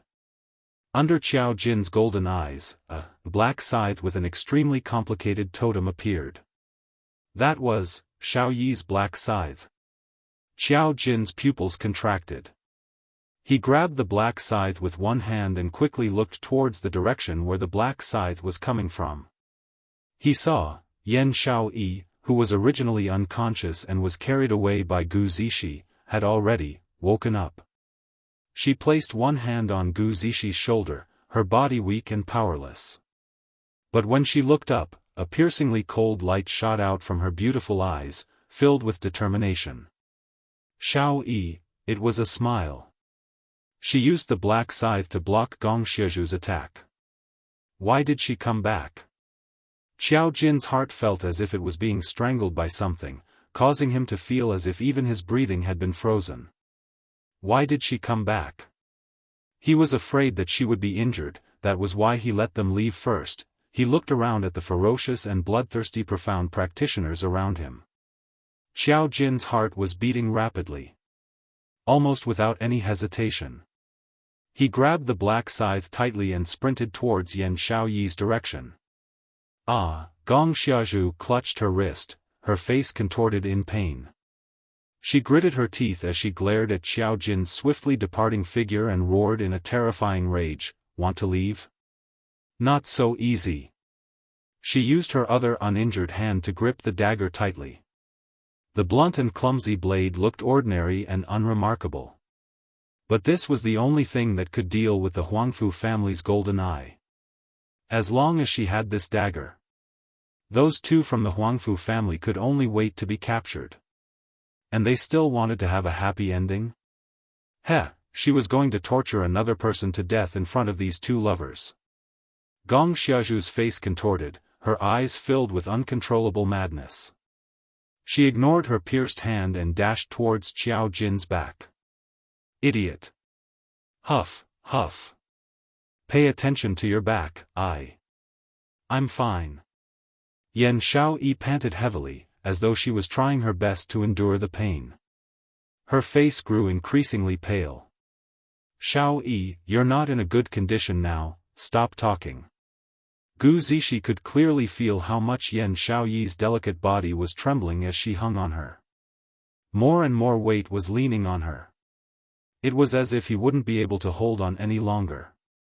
Yan Xiaoyi shook her head as she watched Gu Zishi swiftly clear up the surrounding profound practitioners, before bringing her closer to Qiao Jin. It wasn't her who wanted to be a burden and didn't want to leave. Instead, Gong Xiaozhu did not give them a chance to leave. There were even more profound practitioners surrounding the backyard. It was impossible for her and Gu Zishi to escape.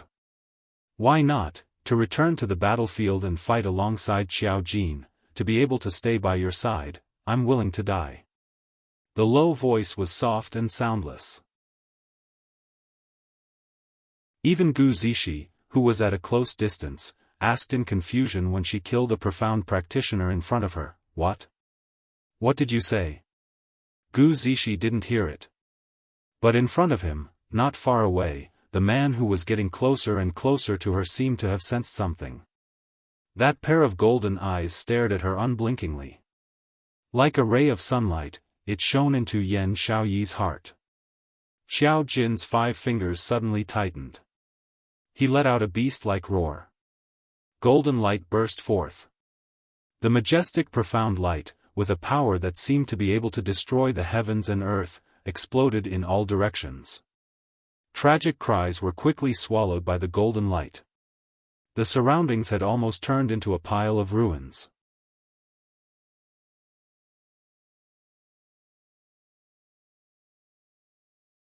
Chapter 46:01. Xiaoyi. Qiao Jin rushed in front of Yan Xiaoyi and carried her down from Gu Zishi's shoulders.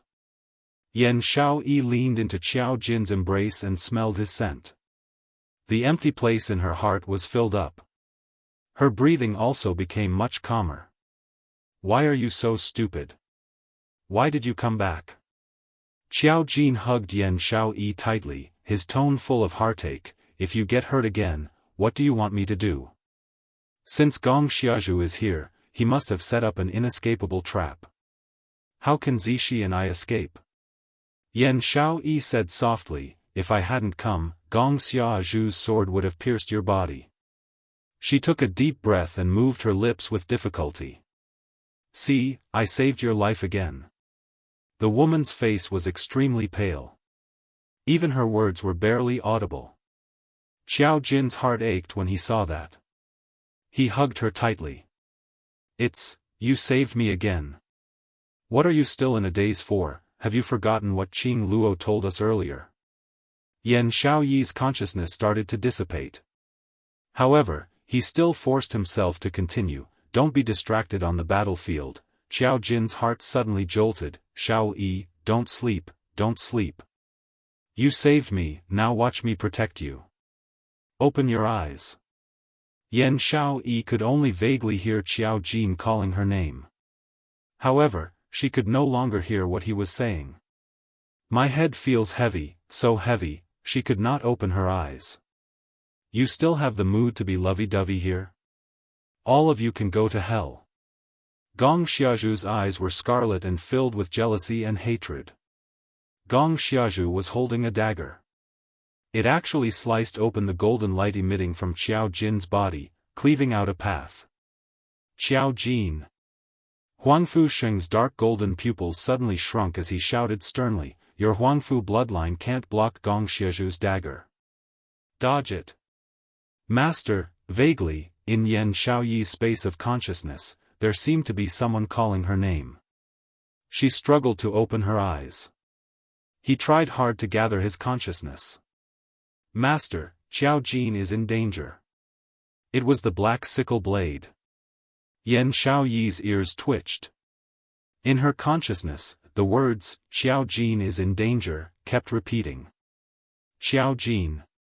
Ah Jin, at this moment, Yan Xiaoyi's consciousness shot out a powerful willpower. Suddenly, she opened her eyes. His hand grasped the hilt of the black sickle blade. In the meantime, Gong Xiaozhu held the dagger and swung it down. That ferocious face was filled with hysterical madness. Fool! Xiao Jin said coldly. He didn't notice Yan Xiaoyi's awakening. The golden light at the bottom of his eyes was like a dazzling sun, emitting a resplendent brilliance. Boundless golden light. It was like a golden storm. The attack spread throughout the entire space. Xiao Jin's sleeves fluttered in the wind. But, Yan Xiaoyi gripped the black scythe tightly. An aura of death that came from hell emanated from the black scythe. Bang! The light of the black scythe merged with the golden light. It turned into a majestic and powerful profound radiance and blocked in front of Gong Xiaozhu. Xiao Yi. Xiao Jin sensed Yan Xiaoyi's power and lowered his head to look at the person in his arms. Profound waves surged, black gas and golden light intertwined. Yan Xiaoyi's half-squinted beautiful eyes met the man's eyes in a daze. Something as thin as a cicada's wing was blown away in the strong wind. Yan Xiaoyi's half-squinted beautiful eyes gradually, widened little by little. Profound waves vibrated, and strong qi floated. The man's black hair bared his fangs and brandished his claws behind him. The golden light hit the man's face lightly. End of this chapter.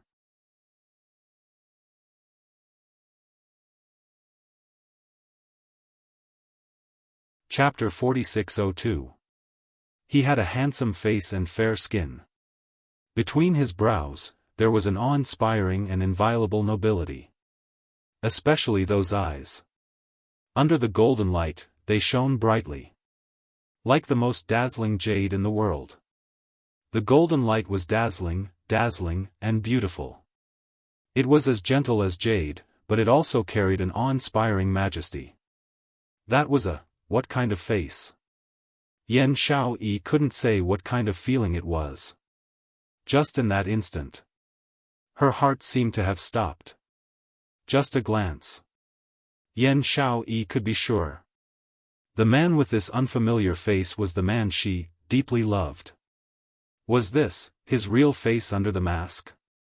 Xiao Jin didn't have extra time to care about the skin on his face. He called out Yan Xiaoyi's name softly. His voice was a little breathless and heavy. Don't use the power of the profound jade heart anymore. You need to rest well.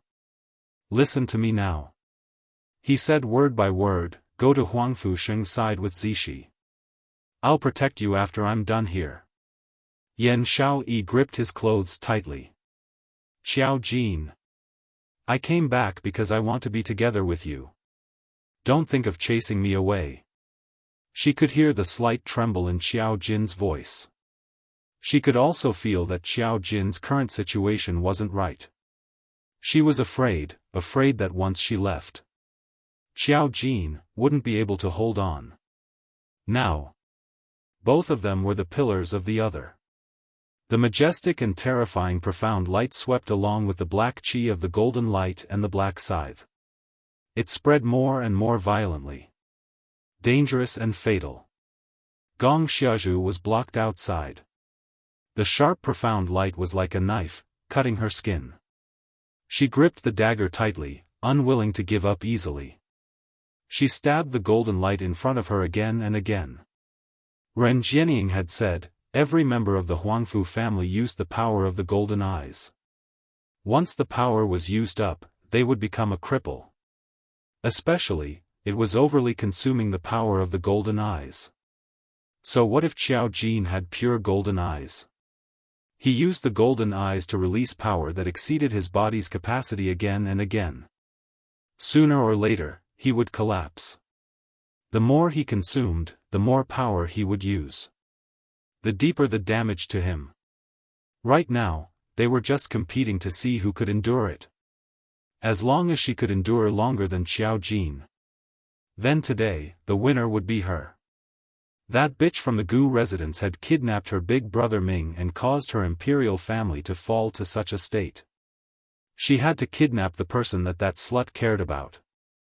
Then, he would use these people to threaten that bitch. Xiao Jin.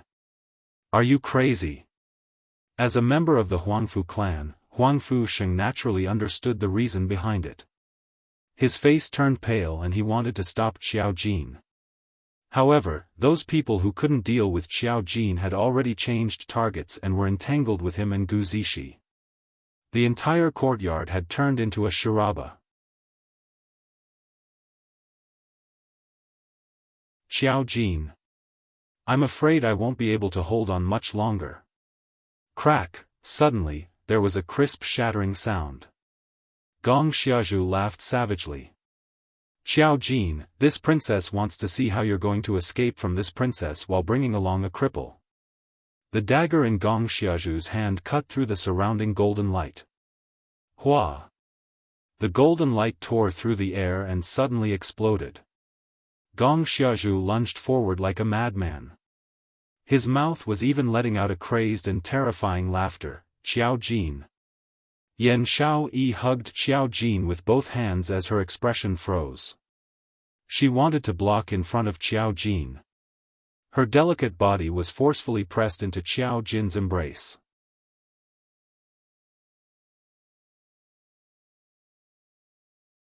Chapter 4603.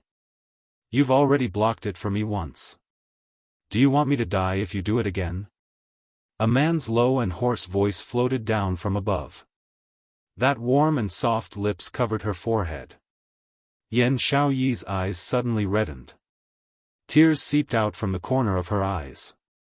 Golden light surged. It blended with Gong Xiazhu's approaching figure. In the blink of an eye, it was already in front of the two of them. Gong Xiazhu's eyes were filled with malevolence.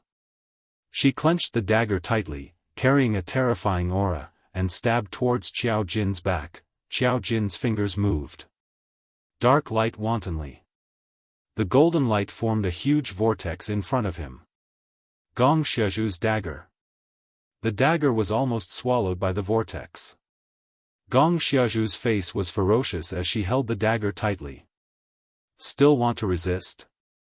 Do you think this princess doesn't know that your current strength has already reached the limit of what your body can bear? Her fingers moved towards the dagger. The dagger moved. Fresh blood smeared on the dagger. On the dagger. She poured all the dark energy in her body. Don't think of stopping this princess. All of you must die. All of you must die. Gong Xiaozhu's throat was hoarse as she screamed crazily. The force of the collision between the two. The collision caused the golden vortex to spread a little. Xiao Jin's breathing tightened. He hugged Yan Xiaoyi's slender waist with one hand. No matter what, he must not let the person in his arms suffer any more harm. He had to hold on, TSK. You've only disappeared for a few days and the Palace of Darkness is already so arrogant? Suddenly, a clear and melodious voice came from the sky. That voice was filled with endless mockery and disdain. The moment that voice rang, Gong Xiaozhu was stunned on the spot. This voice was, that voice, Run. It was that voice. Genuine's voice. Gong Xiaozhu's pupils constricted as she looked towards the direction of the voice, and when the few people who were fighting heard this voice, they were also stunned. Until the shadow of a colossal creature approached from afar. They saw a huge nine-tailed fox swaying its 9 furry tails as it landed elegantly. Everyone saw a purple figure jump down from the back of the 9-tailed fox. Her purple robes fluttered in the wind, and her style was peerless. As soon as he appeared, this caused the entire courtyard to fall into a weird silence. Lord Dizun, all the profound practitioners panicked. His gaze fell on the petite figure in the man's arms. The girl lazily nestled in the man's arms. There was an indifferent sneer on her beautiful face. She met everyone's gaze and smiled faintly. She looked around and finally fixed her gaze on Gong Xiaozhu. Is there no one else in the Palace of Darkness? They actually sent a piece of trash like you to cause trouble? Jianren. Gong Xiaozhu glared at the girl in red with unconcealable resentment in her eyes. It really was her. That girl. She's back. Yiqing Luo landed on the ground from Dmo Xian's arms, the corners of her lips curled into a cold arc. Do you know the consequences of hurting my friend?